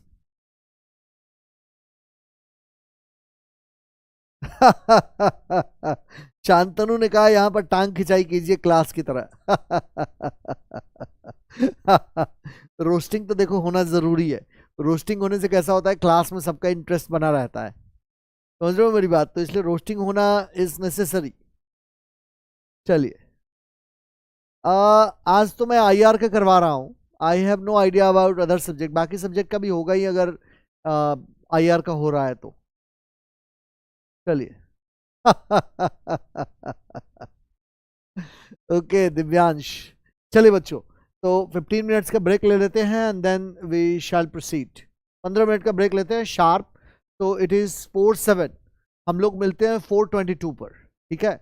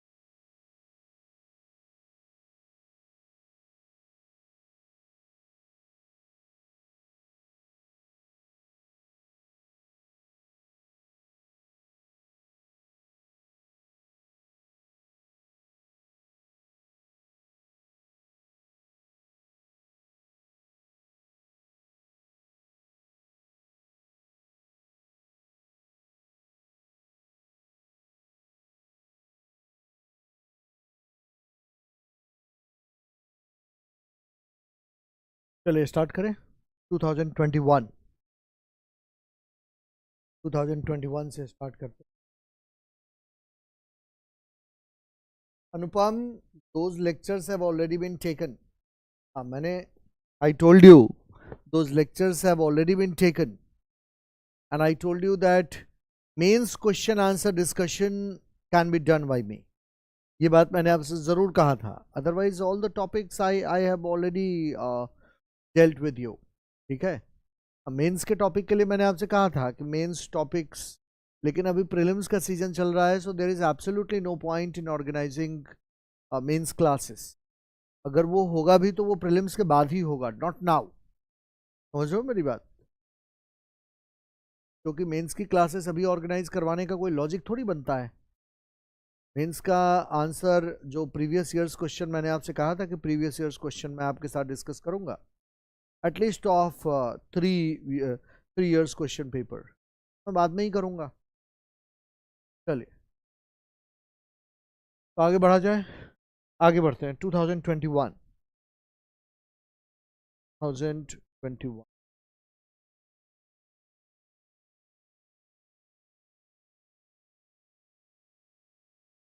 चलिए अब इस क्वेश्चन को सॉल्व करो जरा। Right to the city, right to the city, option number 1 says that right to city is an agreed human rights and UN habitat monitors the commitments made by each country in this regard. पहला point number 1, right to city, right to the city is an agreed human rights and the UN habitat monitors the commitments made by each country in this regard. So option 2, this statement it seems correct, लेकिन इसको अभी हम लोग hold पे रखते हैं। Right to the city is an agreed human rights and the UN habitat monitors commitments made by each country in this. Right to the city gives every occupant of the city the right to reclaim public spaces and public participation in. Yes, that is true. It's a true statement. Now third, right to the city means that the state cannot deny any public service or facility unauthorized colonies in the city. Now this statement seems incorrect. समझ लो मेरी बात। It says right to the city means that the state cannot deny any public service or facility to the unauthorized colonies in the city. अगर मान लिया कि option 3 is incorrect, option 3 को मैं इनकरेक्ट कर देता हूं, तो you have only 2 options, that is A and C, और दोनों में 1 and 2 ऑप्शन है। Right to the city gives every occupant, the city occupant of the city the right to reclaim public spaces and public participation in the city. This statement is 100% correct statement because it gives away occupant of a city right to reclaim public spaces and public participation in the public space होना चाहिए किसी भी city में और उसमें public participation होना चाहिए। That's a correct statement. So the answer will be C. C will be the correct answer. एक बार ध्यान रखिएगा, जितना हम पीछे यहाँ से चलते चले जाएंगे वहाँ से वो अगर करंट अफेयर्स से रिलेटेड कोई टॉपिक होगा तो उसमें बहुत ही डिटेल में मैं आपके साथ डिस्कस नहीं करूं। ठीक है, चलिए सेकंड क्वेश्चन पूछा हुआ है 2021 में, दैट इज क्वेश्चन है related to seabed authority. कहता है the Global Ocean Commission grants licences for seabed exploration and mining in the international water. India has received licenses for seabed mineral exploration in international water. Rare earth minerals are present on the sea floor in international water. यहाँ पर basically हमें ये जानने की कोशिश करनी है कि क्या थर्ड स्टेटमेंट होगा, क्योंकि 3 स्टेटमेंट में जब भी 3 ऑप्शन में कोई भी स्टेटमेंट कॉमन हो तो उस स्टेटमेंट को जरूर सबसे पहले टेस्ट करने की कोशिश। क्यों सबसे पहले उस स्टेटमेंट को टेस्ट करना है, लॉजिक क्या है? तो लॉजिक ये है, कोई भी ऐसा स्टेटमेंट जो 3 ऑप्शन में दिया हुआ है, अगर तुमने उसको एलिमिनेट कर दिया तो तुमको आंसर वहीं से मिल जाएगा, तुम्हें कुछ और जानने की जरूरत ही नहीं है। 3 इज अ कॉमन ऑप्शन, तो इसलिए 3 हम सबसे पहले टेस्ट करते हैं। And 1 is also a common option. Rare earth minerals are present on the sea floor in international waters. Yes, rare earth minerals are found. Rare earth materials that is being used in electronic devices, it is present on the sea floor in international waters. That is a true statement. तो इसका मतलब अगर 3 is a true statement, तो 3 is a true statement, इसका मतलब ये क्या, पहला वाला ऑप्शन 3 is a true। अब हमें ये देखना है second is a true statement और नॉट, फिर हम आंसर के और क्लोज पहुंचे। India has received licences for seabed mineral exploration in international water. उस साल में हिंदुस्तान को सी बेड मिनरल एक्सप्लोरेशन के लिए इंटरनेशनल वाटर में लाइसेंस मिला था। तो this is a correct statement. Option 2 is also a correct statement, लेकिन option 1 is incorrect statement because it is the International Seabed Authority and not the Global Ocean Commission that manages application for deep sea resource exploration. It is not the Global Ocean Commission that grants license for seabed exploration. Rather, it is the International Seabed Authority that grants license. The license is being granted by International Seabed Authority, Seabed Authority, and not the Global Ocean Commission. It means this statement is not a correct statement, but these two are the correct statement. So 1 अगर गलत हो गया इसका मतलब है it 1 goes out of the window, so you have only one option, that is 2 and 3. So the answer will be 2 and 3.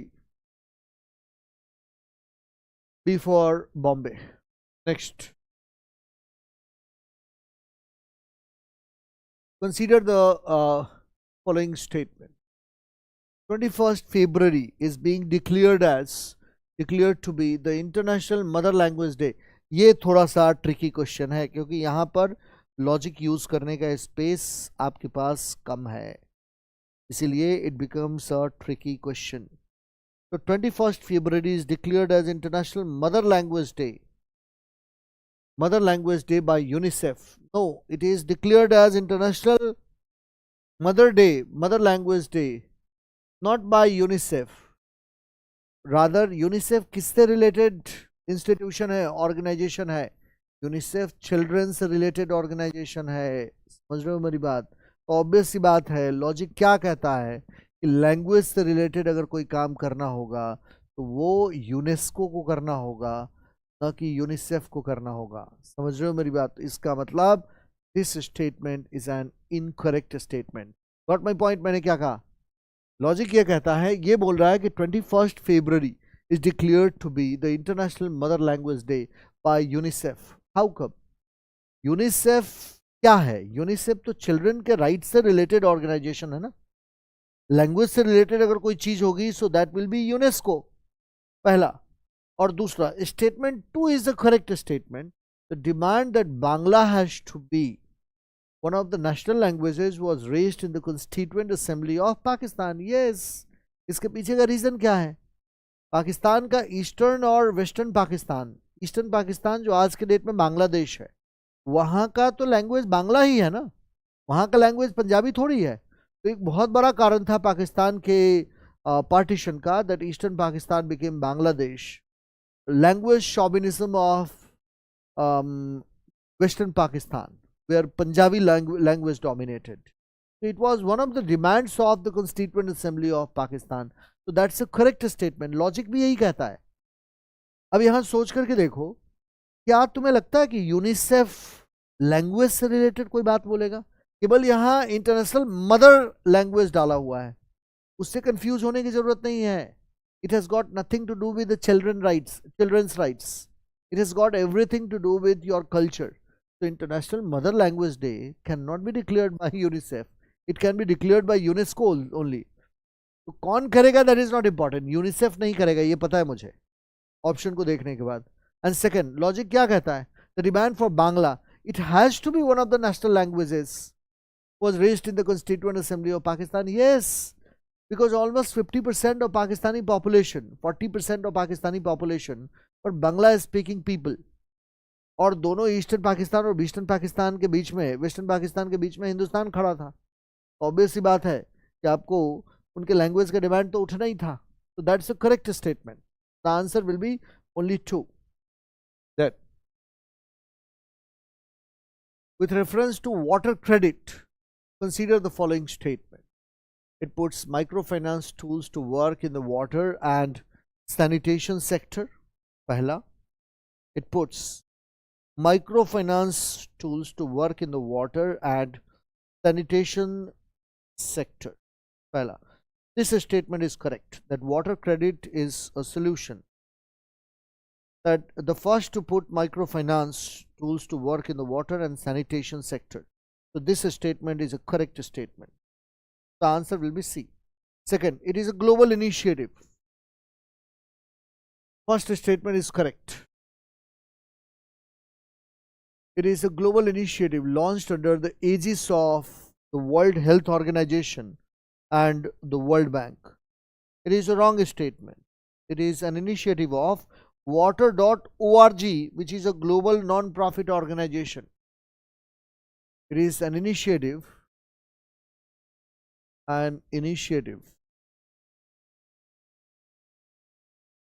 of water.org, which is a global non-profit organization. ये global non profit organisation का initiative है. It is not an initiative of World Bank, non profit organisation. So this statement is incorrect statement. तो गलत हो गया. तो पहला statement is correct, दूसरा statement is wrong. It means these two statement, it goes out of the window. Now you have third option. It aims to enable the poor people to meet their water needs without depending on the subsidies. Yes, it helps poor people to get access to the safe water and sanitation through affordable financing.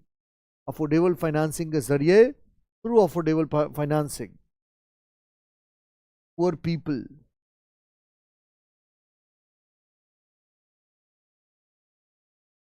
affordable financing.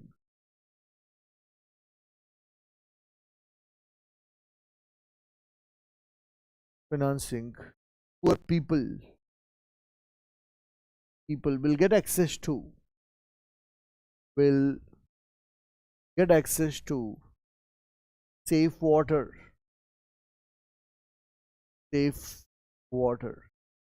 It means it's a correct statement. So it aims to enable the poor people to meet their water needs without depending on subsidies. Yes, through affordable financing. So answer will be 1 and 3. So the answer will be C. It's a correct statement. C. The next. Consider the following statement in respect to Lawrence World Sports Award. इसको छोड़ दीजिए, ये उसी साल के question से related है. अपने से आप लॉरियस वर्ल्ड स्पोर्ट्स अवार्ड दा करके देख लीजिएगा. ये उसी साल के क्वेश्चन से रिलेटेड है, इसलिए there is no point in discussing this question. अब उस साल में किसी को एक अवार्ड मिला, अगले साल में किसी और को मिल जाएगा, तो there is no point in discussing award here. तो 2 साल 3 साल पुरानी चीज. Next, consider the following statement in respect of 32nd summer Olympic. इसको भी छोड़ दीजिए, ये उस साल के करंट अफेयर से रिलेटेड क्वेश्चन है. Consider the following statement in respect of the ICC World Test Championship. ये आपको कॉमन सेंस के जरिए इसका आंसर देने की कोशिश करनी होगी. अबाउट ICC टेस्ट चैंपियनशिप, लेकिन ये उसी साल के करंट अफेयर से रिलेटेड था.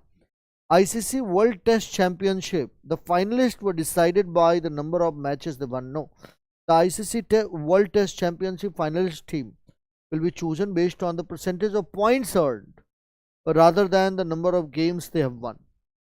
समझ रहे हो मेरी बात? So this statement is incorrect statement. Point के बेसिस पे वो चुने जाएंगे. And New Zealand was ranked ahead, ये उसी साल के न्यूज से रिलेटेड था, was ranked ahead of England because it won more matches than England. नहीं, ये उस साल के न्यूज से रिलेटेड था, इसलिए इसको छोड़ दीजिए. दैट इज नॉट अ काम का पॉइंट. तुम्हारे काम का जो पॉइंट है वो यही है, that the finalists are decided by the number of points rather than the number of matches. तो number of points, the answer will be neither one not two. लेकिन तुम्हारे लिए दूसरा काम की चीज नहीं है, तुम्हारे लिए है नंबर ऑफ पॉइंट्स, ये काम की चीज. एक्सक्लूसिवली जो उसी साल के करंट से रिलेटेड क्वेश्चन होगा ना, केवल वो मैं स्किप कर दूंगा. उसमें अगर मेरे को ऐसा कुछ दिखेगा कि एक्सक्लूसिव है तो मैं आपके साथ डिस्कस कर लूंगा, otherwise there is absolutely no point. चलिए, तो consider the following pairs, international organisations और सेटअप एंड देन सब्जेक्ट्स. तो आपके पास 4 इंटरनेशनल ऑर्गेनाइजेशंस हैं और सेटअप दिया हुआ है, और उसके अलावा आपके पास पेयर दिए गए हैं. तो क्या क्या पेयर आपके पास दिए गए हैं? तो पहला पेयर आपके पास दिया गया है related to international organisations, Alma Ata declaration. Alma Ata, this pair is correctly matched. It is related to health care of the people and that to primary health care of the people. इसको ये Almaty Kazakhstan में 1978 में ये declaration हुआ था. Almaty Kazakhstan, Almaty Kazakhstan. This is a correct statement. It happened in Almaty Kazakhstan.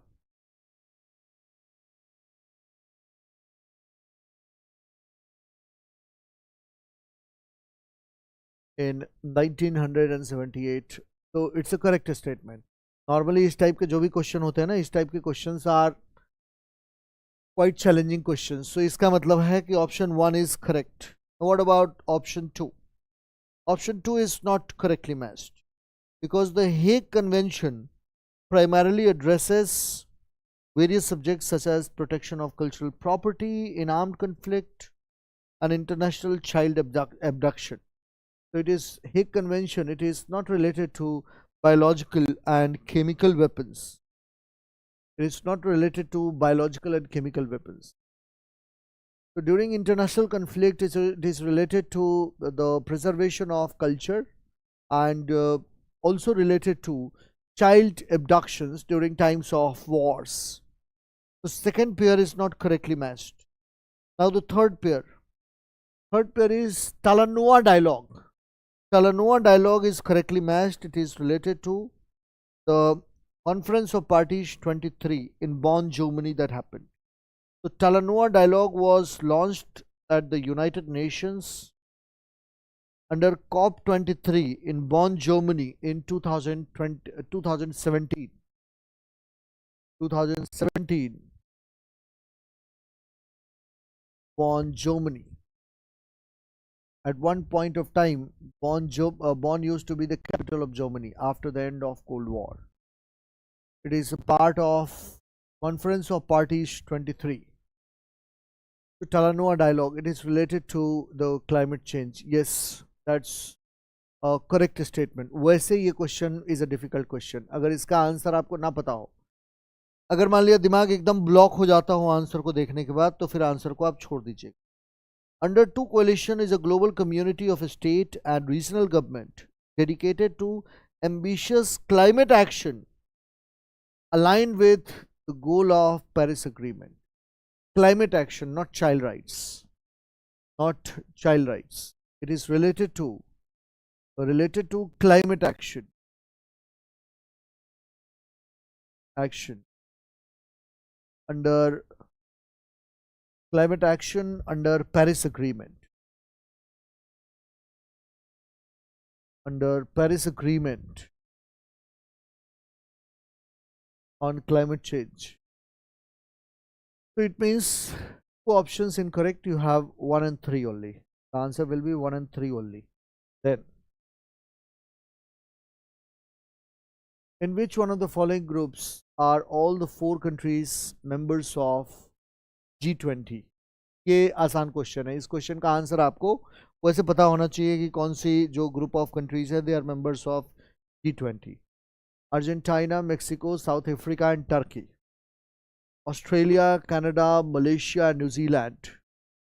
नहीं, क्यों New Zealand और मलेशिया नहीं हो सकती है? न्यूजीलैंड और मलेशिया नहीं हो सकती है, उसके पीछे का रीज़न ये है कि New Zealand is a very small country, समझ रहे हो मेरी बात। और उसके बाद Brazil, Saudi Arabia and Vietnam. Vietnam again is a small country. Indonesia, Japan, Singapore and South Korea. Obviously not, इसमें सिंगापुर नहीं हो सकता है। So first Argentina are 4 countries of G20 group. The answer will be Argentina, Mexico, South Africa and Turkey. हमेशा याद रखिएगा, किसी भी ऑर्गेनाइजेशन में अगर 20 से ज़्यादा मेंबर हैं तो आपके लिए याद रखना मुश्किल होगा। 20-25 लगा लीजिए। आज तक के पेपर में मैंने ये नहीं देखा है कि किसी ऑर्गेनाइजेशन में देर आर 50+ मेंबर्स और वहाँ से किसी मेंबर कंट्री का नाम पूछा गया। आज तक मैंने नहीं देखा है, आगे पूछ दे मुझे नहीं पता, लेकिन आज तक यूपीएससी की हिस्ट्री में पिछले 25 साल में तो नहीं पूछा है। इसका मतलब है कि अगर किसी भी ऑर्गेनाइजेशन में मेंबर कंट्रीज का number is more than 25, do not try to memorise it, छोड़ दीजिए, तो छोड़ने की जरूरत है। उसको अननेसेसरली अगर आप मेमोराइज करेंगे ना, सो that will make you very unnecessarily, that will make things very complicated. इसलिए उसको अननेसेसरली जानने की और याद करने की आवश्यकता एज सच नहीं है। चलिए 2019 the global competitiveness report is published by the world economic forum. World economic forum और भी रिपोर्ट्स पब्लिश करता है, जैसे global environmental performance index, world economic forum. Reports पर मैंने एक वीडियो बनाया हुआ है। लास्ट ईयर मैंने एक वीडियो बनाया था कि कौन सा ऑर्गेनाइजेशन कौन सा रिपोर्ट पब्लिश करता है अपने अभी जो आपका OnlyIAS का चैनल है ना, पहले इसका नाम यूपीएससी वाला था, इस पर मैंने एक पूरा का पूरा रिपोर्ट बनाया हुआ है और लगभग वो मेरे को लगता है 45 मिनट्स या 1 घंटे के आसपास का वीडियो होगा। मौका मिले तो जा करके उस 1 घंटे के वीडियो को देख लीजिए, ठीक है। और वहाँ से आप रिपोर्ट रिलेटेड क्वेश्चंस लगभग क्वेश्चन टिक कर देंगे। तो रिपोर्ट वाले क्वेश्चंस पेपर में पूछे जाते हैं और इसमें कोई लॉजिक नहीं लगेगा।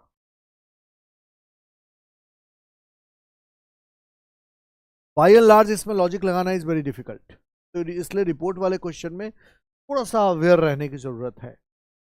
देन वो वीडियो जाकर के देख लीजिए, वो अपने चैनल पर आपको मिल जाएगा। Next, with respect to Asian infrastructure investment bank, इसमें से कौन सा स्टेटमेंट सही है? With respect to Asian infrastructure investment bank, पहला statement, it has more than 80 member countries. Asian infrastructure ने currently it has 103 member nation.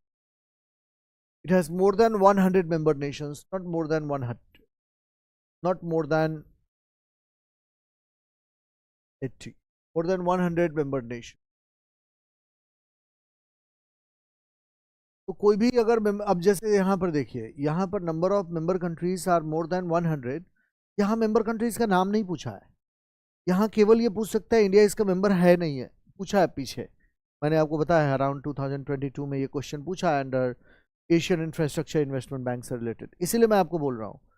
आपने यहाँ पर 2019 में भी AIIB से रिलेटेड क्वेश्चन पूछा है, उसके बाद 2022 में भी AIIB से रिलेटेड क्वेश्चन पूछा है। जिस बच्चे ने यहाँ पे क्वेश्चन देखा होगा वो आगे क्वेश्चन बड़ी आसानी के साथ सॉल्व कर लेगा। यहाँ पर number of member countries are more than 100, so they have not asked the name of the country that are members of AIIB, rather they have asked how many countries are there, that's it. अच्छा, अगर 100 से ज़्यादा countries है तो उतना एकदम detail में नहीं पूछते कि 103 मेंबर है, 102 है, ऐसे नहीं पूछते हैं। वो आपको सेफली इतना डिस्टेंस देते हैं कि आप लॉजिक यूज कर पाए।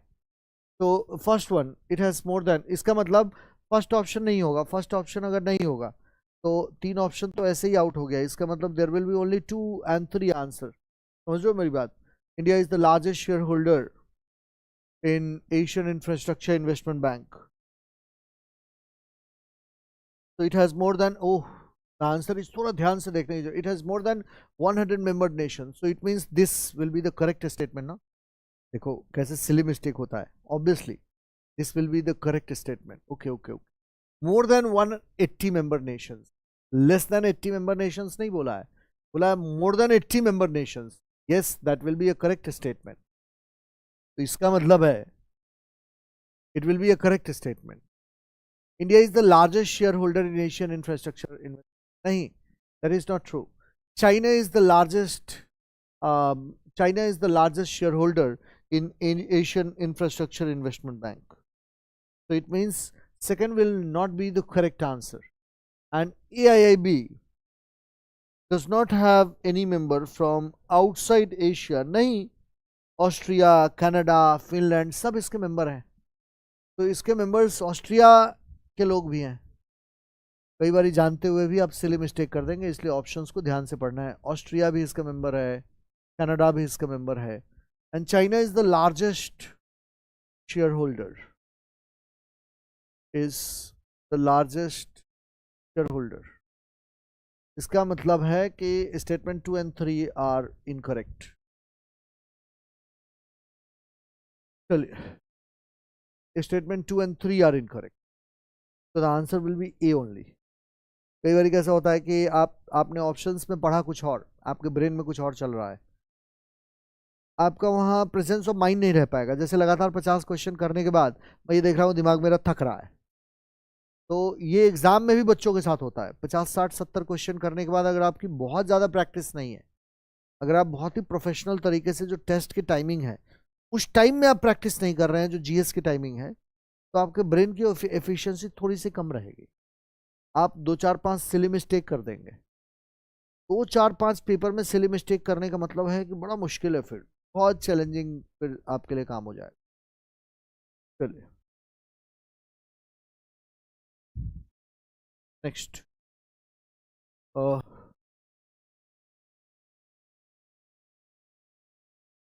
Which of the following adopted a law on data protection and privacy for its citizens known as General, which is known as General Data Protection Regulation 2018. European union data protection पर ये, लेकिन ये current affairs से related news है, इसलिए इस पे बहुत डिटेल में हमें नहीं बात करनी. एक्सक्लूसिवली करंट अफेयर्स से related news. And recently, India signed a deal known as Action Plan for Prioritization and Implementation of Cooperation Areas in Nuclear Field with one of the following countries. The answer will be Russia. Russia के साथ हिंदुस्तान ने ये deal किया है. The answer will be Russia. Then, what is or are the consequences of a country becoming the member of nuclear suppliers group? अगर एक country nuclear suppliers group का member बनती है तो what are the consequences? पहला, it will have access to the latest and most efficient nuclear technology. Yes, that is true. ध्यान रखिएगा, nuclear suppliers group NSG, it is part of export control regime. So the country will have access to latest nuclear related technology. Pehla, it automatically becomes the treaty of the non-proliferation of nuclear. Obviously not. India is not a signatory of NPT. समझ रहे हो? तो ये दूसरा वाला statement is not correct. Answer will be A only. There are 5 non-signatories of NPT: India, Pakistan, Israel, North Korea, and South Sudan. These are the 5 countries that are non-signatories of non-proliferation treaty. Obviously, क्यों NSG का member बनेगा अगर NPT पे automatically NPT का member बन जाएगा तो. चलिए next. The term two state solution is sometimes mentioned in the news in the context of. Two state solution की बात यहाँ पर चल रही है. That is being mentioned in the context of obviously Israel. 2 state solution की बात होती है ना, इजरायली नेशन और पैलेस्टीनियन नेशन. सारी लड़ाई इसी चीज को लेकर के तो है, इजरायली नेशन और पैलेस्टीनियन नेशन को, कि 2 स्टेट सॉल्यूशन, पैलेस्टीन को अलग कंट्री बना दिया जाए. Then ILO conventions.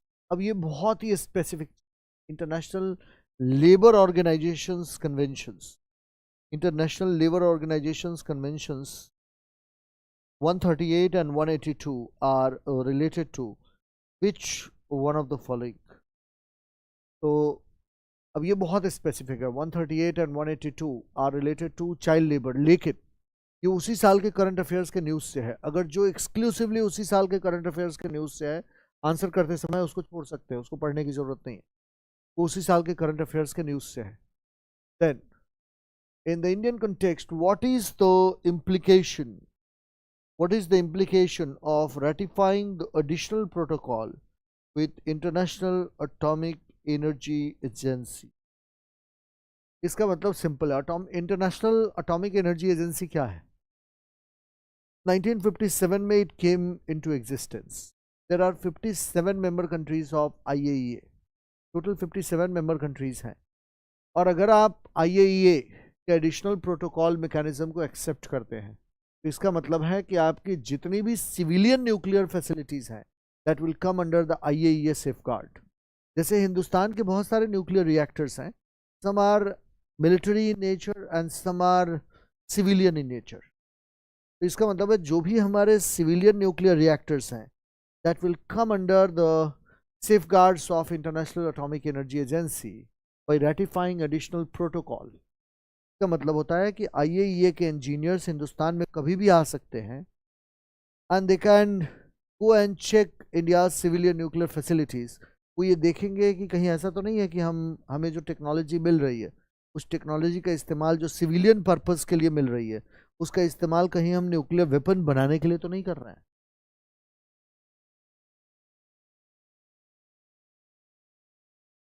Consider the following statement among the free trade partners of ASEAN। ASEAN का इसमें से फ्री ट्रेड पार्टनर कौन कौन है? अब इस क्वेश्चन में इंडिया और आसियान के बीच में फ्री ट्रेड अग्रीमेंट 2009 में ही साइन हो गया। सोचो 2009 में India and ASEAN had signed free trade area agreement. तो इसका मतलब India is a member, that is true, India उसका एक मेंबर है। अब थोड़ा यहाँ लॉजिक इस्तेमाल करो। लॉजिक तुम्हें कैसे इस्तेमाल करना है यहाँ पर? तो तुम्हें लॉजिक यहाँ पर इस तरीके से यूज करना है कि 1, 3, 4 एंड 5, 1, 3, 4 एंड 5 का क्या मतलब है? 1, 3, 4 एंड 5 का मतलब है हिंदुस्तान तो मेंबर है ही, हिंदुस्तान ने उनके साथ free trade partnership agreement sign किया। Then you have another agreement, regional comprehensive economic partnership agreement. US का उनके साथ साइन नहीं किया हुआ है। एक मैकेनिज्म है जिसको बोलते हैं RCEP, regional comprehensive economic partnership agreement. इसमें 10 आसियान नेशंस हैं, 10 ASEAN member countries, Australia, New Zealand, जिनके साथ उनका free trade area agreement, Australia and New Zealand second, और थर्ड चाइना, जापान और South Korea. China, Japan and South Korea, SK, South Korea, Japan. तो these are the 15 member countries. पहले India भी इसका member बनने वाला था। इसका मतलब यूएस के साथ उनका फ्री ट्रेड एरिया अग्रीमेंट नहीं है। तो इसका मतलब है कि 6 नहीं होगा, 1 तो होगा आंसर लेकिन 6 नहीं, 6 नहीं होगा। तो these two options goes out of the window and 1 will be the answer। अब इसमें से हम लोग देख लेते हैं, इसमें से क्या जापान मेंबर है? यस, जापान मेंबर है। यूएस मेंबर नहीं है। क्या चाइना मेंबर है? यस, चाइना मेंबर है। ऑस्ट्रेलिया मेंबर है? यस, ऑस्ट्रेलिया मेंबर है। कनाडा नहीं है और यूएसए नहीं है, नॉर्थ अमेरिका की कंट्रीज हैं। तो आंसर क्या होगा? आंसर हमारे सामने क्लियर है। क्या कनाडा 2 नहीं होगा? तो इसका मतलब ये भी आंसर नहीं होगा, answer will be C only. इस क्वेश्चन का आंसर लॉजिक से निकाल सकते। अब तुम कहोगे सर पेपर में रीजनल कॉम्प्रिहेंसिव इकोनॉमिक पार्टनरशिप के बारे में कैसे याद आएगा? तो पूछा हुआ है आसियान का किसके साथ फ्री ट्रेड एरिया अग्रीमेंट हुआ है, तो रीजनल कॉम्प्रिहेंसिव का याद कैसे आएगा पेपर में? यही प्रेजेंस ऑफ माइंड। अगर आपका प्रेजेंस ऑफ माइंड साउंड है, आप एकदम कॉन्सेंट्रेट करके 2 घंटे बैठने की एबिलिटी आपके अंदर है, तो आपके दिमाग में तुरंत ये चीज आ जाएगी कि लॉजिक से इसका आंसर डिड्यूस किया जा सकता है कि उन्होंने अभी अभी RCEP साइन किया है, जिसमें से हिंदुस्तान बाहर आ गया है, लेकिन हिंदुस्तान के साथ उनका फ्री ट्रेड एरिया एग्रीमेंट 2009 में साइन हो गया था। इन गुड्स में हमारा 2009 में ही साइन हो गया था। सर्विसेज और इन्वेस्टमेंट में हमारा अग्रीमेंट हुआ है, फ्री ट्रेड एरिया नहीं साइन हुआ है, लेकिन गुड्स में हमारा free trade area agreement sign हो चुका है।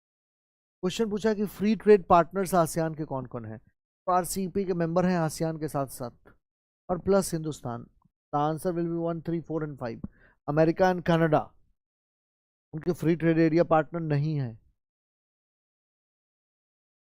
चलिए, हाँ, ये जा करके देख लीजिएगा। इट इज़ प्योरली मैंने उसमें जो 45 मिनट्स का लास्ट ईयर वीडियो किया था, उसमें मैंने सारे इंडेक्सेस के बारे में बहुत डिटेल में वहाँ पे बता दिया था, तो इसलिए जा करके देख लीजिएगा। वर्ल्ड जस्टिस प्रोजेक्ट का ये पार्ट है, rule of law index, world justice project का पार्ट है। Next 2017 consider the following in respect of Indian Ocean Naval Symposium. Indian Ocean Naval Symposium. One only, two only, both one and two, neither one, not two. Naval Symposium. Inaugural IONS was held in India in 2015. Actually ये 2017 में question पूछा है ना, तो वो 2014 तक की चीज़ें पूछ सकते हैं। ये उस साल के करंट अफेयर्स से रिलेटेड क्वेश्चन जो उन्होंने पूछा हुआ है, तो इसीलिए ये क्वेश्चन उन्होंने पूछा हुआ है। ये क्वेश्चन भी करंट अफेयर्स का क्वेश्चन है, जहाँ से उन्होंने डायरेक्टली क्वेश्चन पूछा। ये statement 1 is incorrect and statement 2 is correct, because Indian Navy did not preside over IONS seminar in 2008. First statement is wrong, but second statement is correct, but it is basically related to current affairs. The answer will be 2 only. अब इस तरीके का जो current affairs related question है, उसके लिए क्या करना है, उसको फिलहाल छोड़ दीजिए, क्योंकि ये उसी साल के करंट अफेयर्स से रिलेटेड क्वेश्चन है। इसको अभी अगर आप करेंगे तो आपका एज सच कोई फ़ायदा होगा नहीं। आपका फ़ायदा तब होगा जब आप दूसरे साल के करंट अफेयर्स के क्वेश्चन, अभी अपने साल की चीज़ों पर आप फोकस कीजिए और कुछ स्टैटिक एरियाज के क्वेश्चन पर आप फोकस कीजिए। Broad based trade and investment agreement is sometimes seen in the news in the context of negotiation between India and European Union, BTIA। ये काफ़ी दिनों से नेगोशिएशन इंडिया और BTIA पर, इंडिया और यूरोपियन यूनियन के बीच में। What is the importance of developing Chabahar port by India? Chabahar port, India's trade with African countries will enormously increase. Obviously, this is an absurd statement. India's relations with oil producing Arab countries will be strengthened. India will not be dependent on Pakistan for access to Afghanistan and Central Asia. That's the most plausible and sensible answer. क्योंकि Central Asian Republic and Afghanistan both are landlocked regions. Both are landlocked, और दोनों जगह पर हमारे लिए पहुंचने के लिए इकलौता रास्ता है जो ईरान में हम लोग चाबहार पोर्ट डेवलप कर रहे हैं। आप मेरे से पूछेंगे चाबहार पोर्ट सर कब से इम्पोर्टेंट है? चाबहार पोर्ट आज से इम्पोर्टेंट नहीं है, सिंस 2012 चाबहार पोर्ट इम्पोर्टेंट है, और 2012 से चाबहार पोर्ट से रिलेटेड क्वेश्चंस आ रहे हैं। तो the answer will be C, that is the most plausible and correct answer. The nuclear question 4, the nuclear security summits. The question is about the nuclear security summits are periodically held under the aegis of United Nations. It is not held under the aegis of United Nations. It is regularly held under the aegis of United States and not United Nations. It is held under the aegis of not United Nations, rather USA nuclear summits करवाता है. So this statement is incorrect.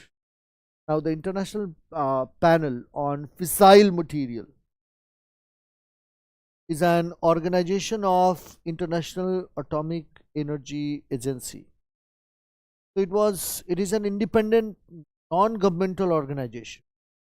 It is not an organ of International Atomic Energy Agency. Independent and non-governmental organization. Dependent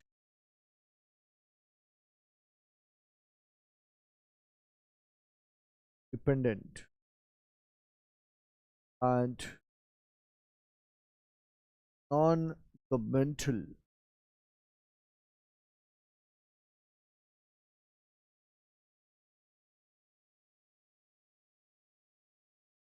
organization, the International Panel on Fissile Material. It is an independent and non-governmental organization. This statement is also incorrect. Neither one nor two will be the answer. Next, the term digital single market strategy is refers to. The answer will be European Union. ये उसी साल के current affair से related question 2016. Belt and Road Initiative is sometimes mentioned in the news in the context of the affairs of obviously China. Belt and Road Initiative originally पहले इसको बोलते थे One Road One Belt, and the idea of One Road One Belt was given by China during Xi Jinping's visit to Kazakhstan in 2013. बाद में इसको rename किया गया इन 2016 और फिर इसको बोला जाने लगा बेल्ट एंड रोड इनिशिएटिव. इसकी रीनेमिंग हुई. तो ये जो तुम बेल्ट एंड रोड इनिशिएटिव देखते हो ना, ये रीनेमिंग वर्जन है, रीनेम्ड वर्जन है. पहले इसको वन बेल्ट वन रोड बोलते थे, OBOR. आजकल इसको BRI बोलते हैं. तो it is seen in the context of China. 2016 में इसकी रीनेमिंग हुई थी. क्वेश्चन पूछा हुआ है कि which of the following is not a member of gulf cooperation council. Gulf cooperation council का मेंबर ईरान नहीं है. Gulf cooperation council is a political and economic alliance comprising 6 middle eastern countries. कौन कौन सी वो मिडिल ईस्टर्न कंट्रीज है? Saudi Arabia, UAE, Qatar, Oman, Bahrain, Kuwait. Saudi Arabia, Qatar, UAE. These are Bahrain, Qatar, Oman, Bahrain, Kuwait. Iran is not a member of. Which of the following is not a member of Gulf Cooperation Council? Iran is not a member of Gulf Cooperation Council. Gulf cooperation council में there are 6 members. 6 के 6 members का मैंने आपको वहाँ पर नाम लिख दिया. पहला सऊदी अरेबिया, दूसरा UAE, third Qatar, fourth Bahrain. Qatar, Bahrain, Bahrain, RAIN, Bahrain. ये लगातार न्यूज़ में था उस समय. Then European Stability Mechanism, sometimes seen in the news, is an agency. अब इस तरीके का जब भी क्वेश्चन आए ना, तो उसमें जा करके और ऑप्शन को देख लो कि ऑप्शन कौन सा करेक्ट है.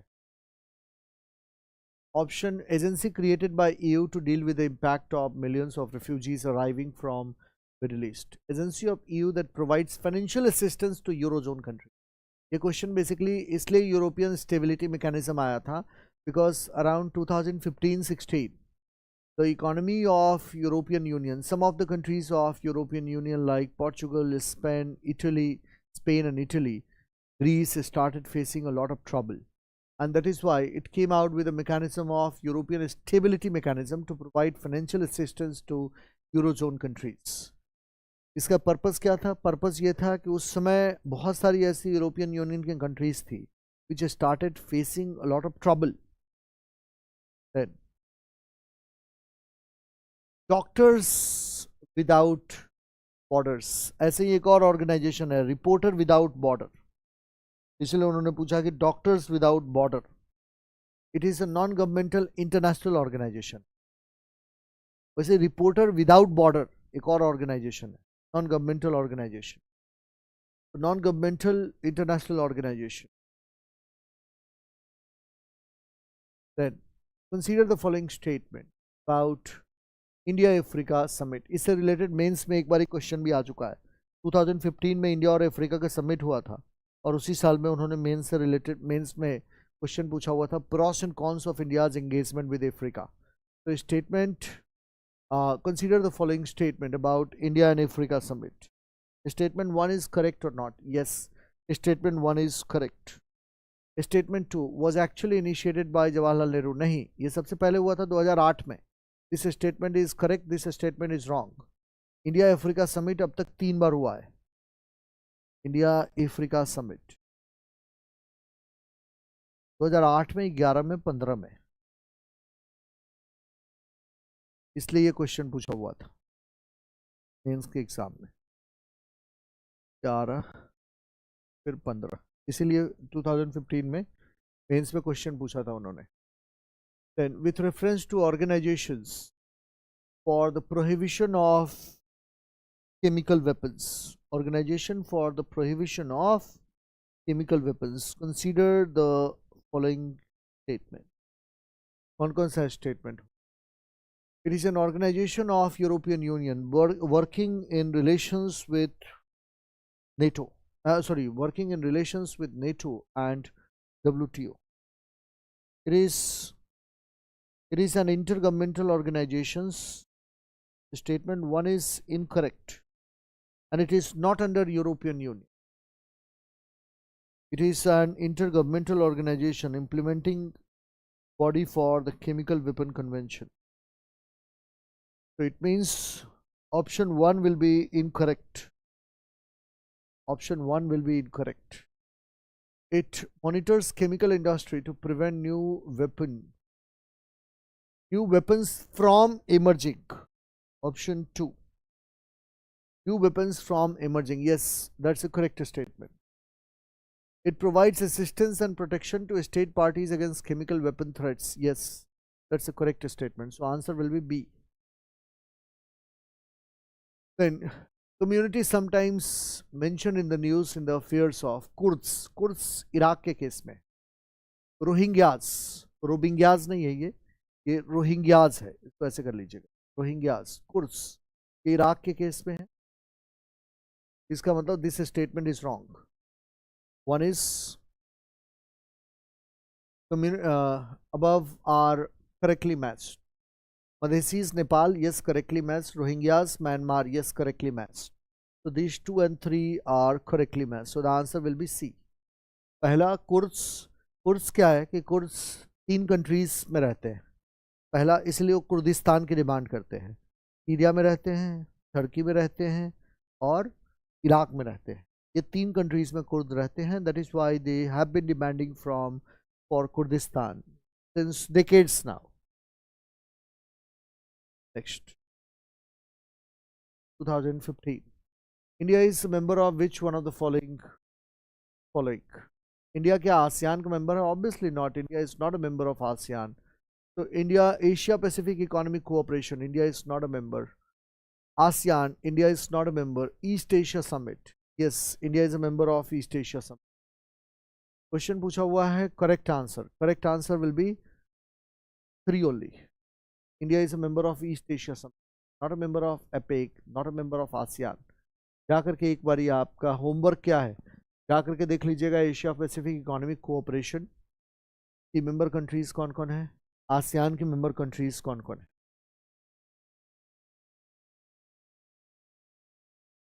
Then consider the following countries.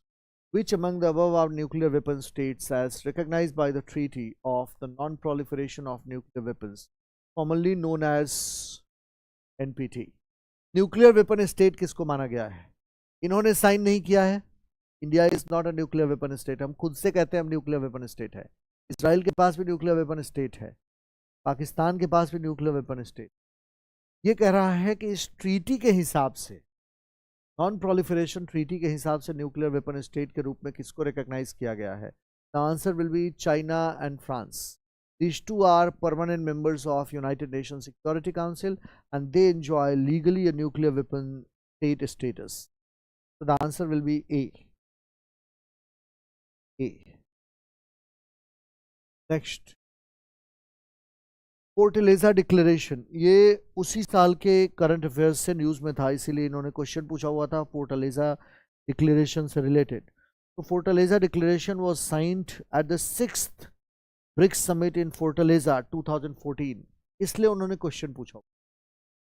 2014 में फोर्टलेजा डिक्लेरेशन, तो इसलिए 2015 के पेपर में क्वेश्चन पूछ लिया था उन्होंने। ये प्योर करंट अफेयर से related question. Then Amnesty International, it's a global human rights movement. Amnesty International, it is a global human rights movement.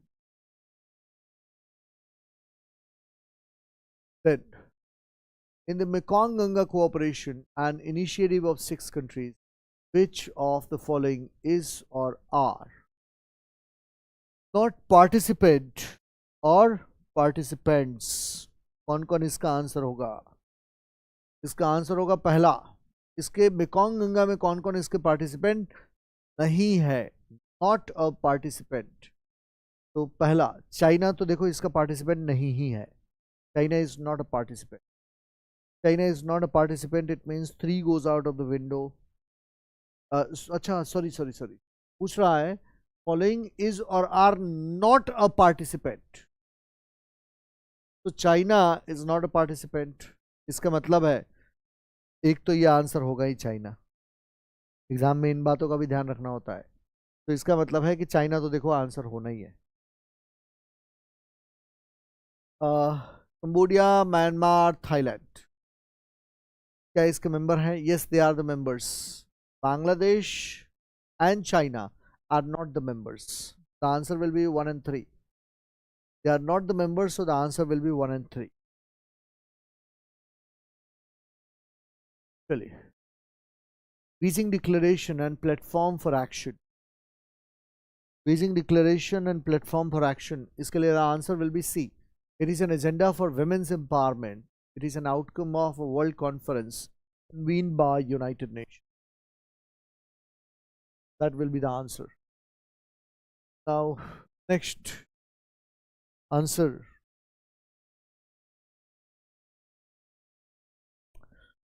Indian Ocean Rim Association. It was established very recently in response to incidents of piracy and accidents of oil spills. नहीं, it has got nothing to do with that. 1997 का organization है ये. It was not organized very recently. It was established in 1997 in Mauritius. Established in 1997 in Mauritius. So that's not a correct statement. That it was established very recently in response of incidents of piracy nahi, and accidents of oil spill. That is not a correct statement. It is an alliance meant for maritime security. No, it is an alliance meant for comprehensive cooperation. So it means this option also will not be correct. So the answer will be neither 1 nor 2. Then 2014. अब यहाँ पर question पूछा हुआ है कि first summit of BRICS was held in Rio de Janeiro और not. Question नहीं, first summit of BRICS was not held in Rio de Janeiro. The point is that the term BRICS summit, the first summit of BRICS was held in Rio de Janeiro in 2009. Nahi, that's an incorrect statement. That's an incorrect statement. And South Africa was the last member to join the BRICS grouping. अब तो खैर बहुत सारी countries आ गई हैं. South Africa joined BRICS grouping in 2011. So it is a correct statement, it is a wrong statement, so the answer will be 2 only. Then, South Africa joined in 2011. Recently, a series of uprisings of people referred to as Arab Spring originally started from Tunisia. 2011 में start हुआ था ये. 2011. Then, Arab Spring. Consider the following statement. Which of the following are members of Arctic Council? क्या answer होगा इसका? Arctic council का member कौन है?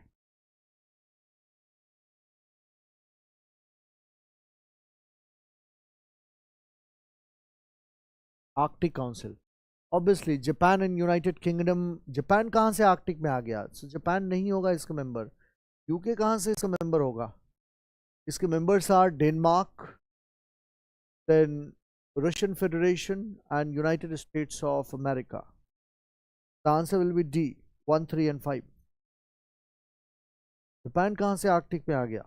Japan will not be the answer. चलिए, क्वेश्चन पूछा हुआ Chechnya, Russian federation, Darfur Sudan, Swat valley in Pakistan. Malala वाला जो केस हुआ था ना, पाकिस्तान.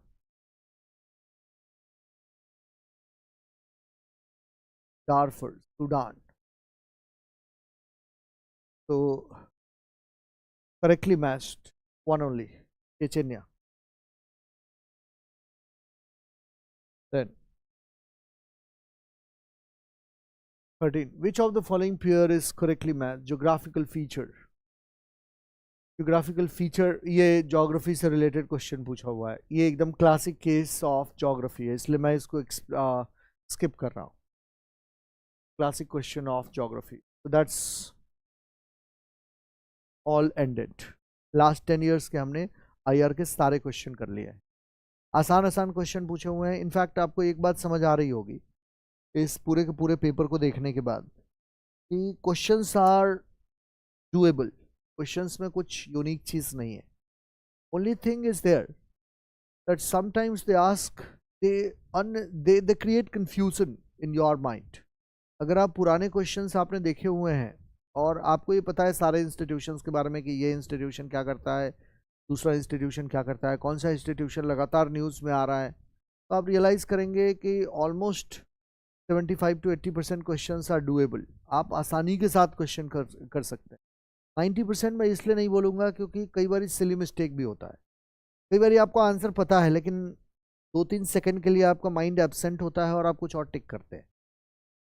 क्योंकि एक इंसान के लिए 2 घंटे के पेपर में 100% कॉन्सेंट्रेशन 120 मिनट्स तक बनाए रखना is a very difficult task. So I'm not expecting the same from you. If you can get at least 75% to 80% of the questions correct, और प्लस उसके साथ साथ आपने सिली मिस्टेक्स को अवॉइड कर दिया है. रैंडम गेसिंग कभी नहीं करनी है पेपर में. तो I am absolutely sure that this is an area where you can easily correct at least 75% to 80% of the question. So that's all for today and thank you. अब हम लोग मिलते हैं. आप में से बहुत सारे बच्चे संकल्प 2, 3, 4 के भी होंगे, प्रहार 1, 2 के भी होंगे. तो हम लोग मिलते हैं हम IR के प्रीलिम्स की क्लासेस के लिए फ्रॉम ट्यूसडे ऑनवर्ड्स. ट्यूसडे से हम लोग प्रीलिम्स की क्लास करेंगे. जानबूझ के मेंस की क्लास नहीं करवा रहा हूँ. जो मेंस की 20 क्लासेस आपकी होनी है ना, वो मैं आपको प्रीलिम्स के बाद करवाऊँगा. क्योंकि अभी अगर मैं आपको प्रीलिम्स का सीजन चल रहा है, अभी अगर मेंस की क्लास करवाता हूँ ना, you will not feel comfortable. Many of you are appearing for this year exam. तो अगर मेंस की चीज़ें आपको अभी करवाता हूँ so you will not be comfortable. वो क्लास मैं आपको आगे करवाऊँगा. That's all for today. Thank you, thank you, thank you. हाँ, जो भी बैच में क्लास लगेगी Shubha, I am not, I have no idea. जिस बैच में भी क्लास लगी होगी उसमें तो क्लास चलेगी ही. आपकी नहीं चली है तो आपकी भी चलेगी. ठीक है. So that's all for today. Thank you, thank you, thank you everyone. Thank you. It was a long session and you also maintained your concentration and patience. तो आखिरी में आते आते तो थोड़ा मैं अभी थक ही गया हूँ. It is a long session. अभी 3.5 घंटे का टाइम हो गया. That's all for today. Thank you, thank you.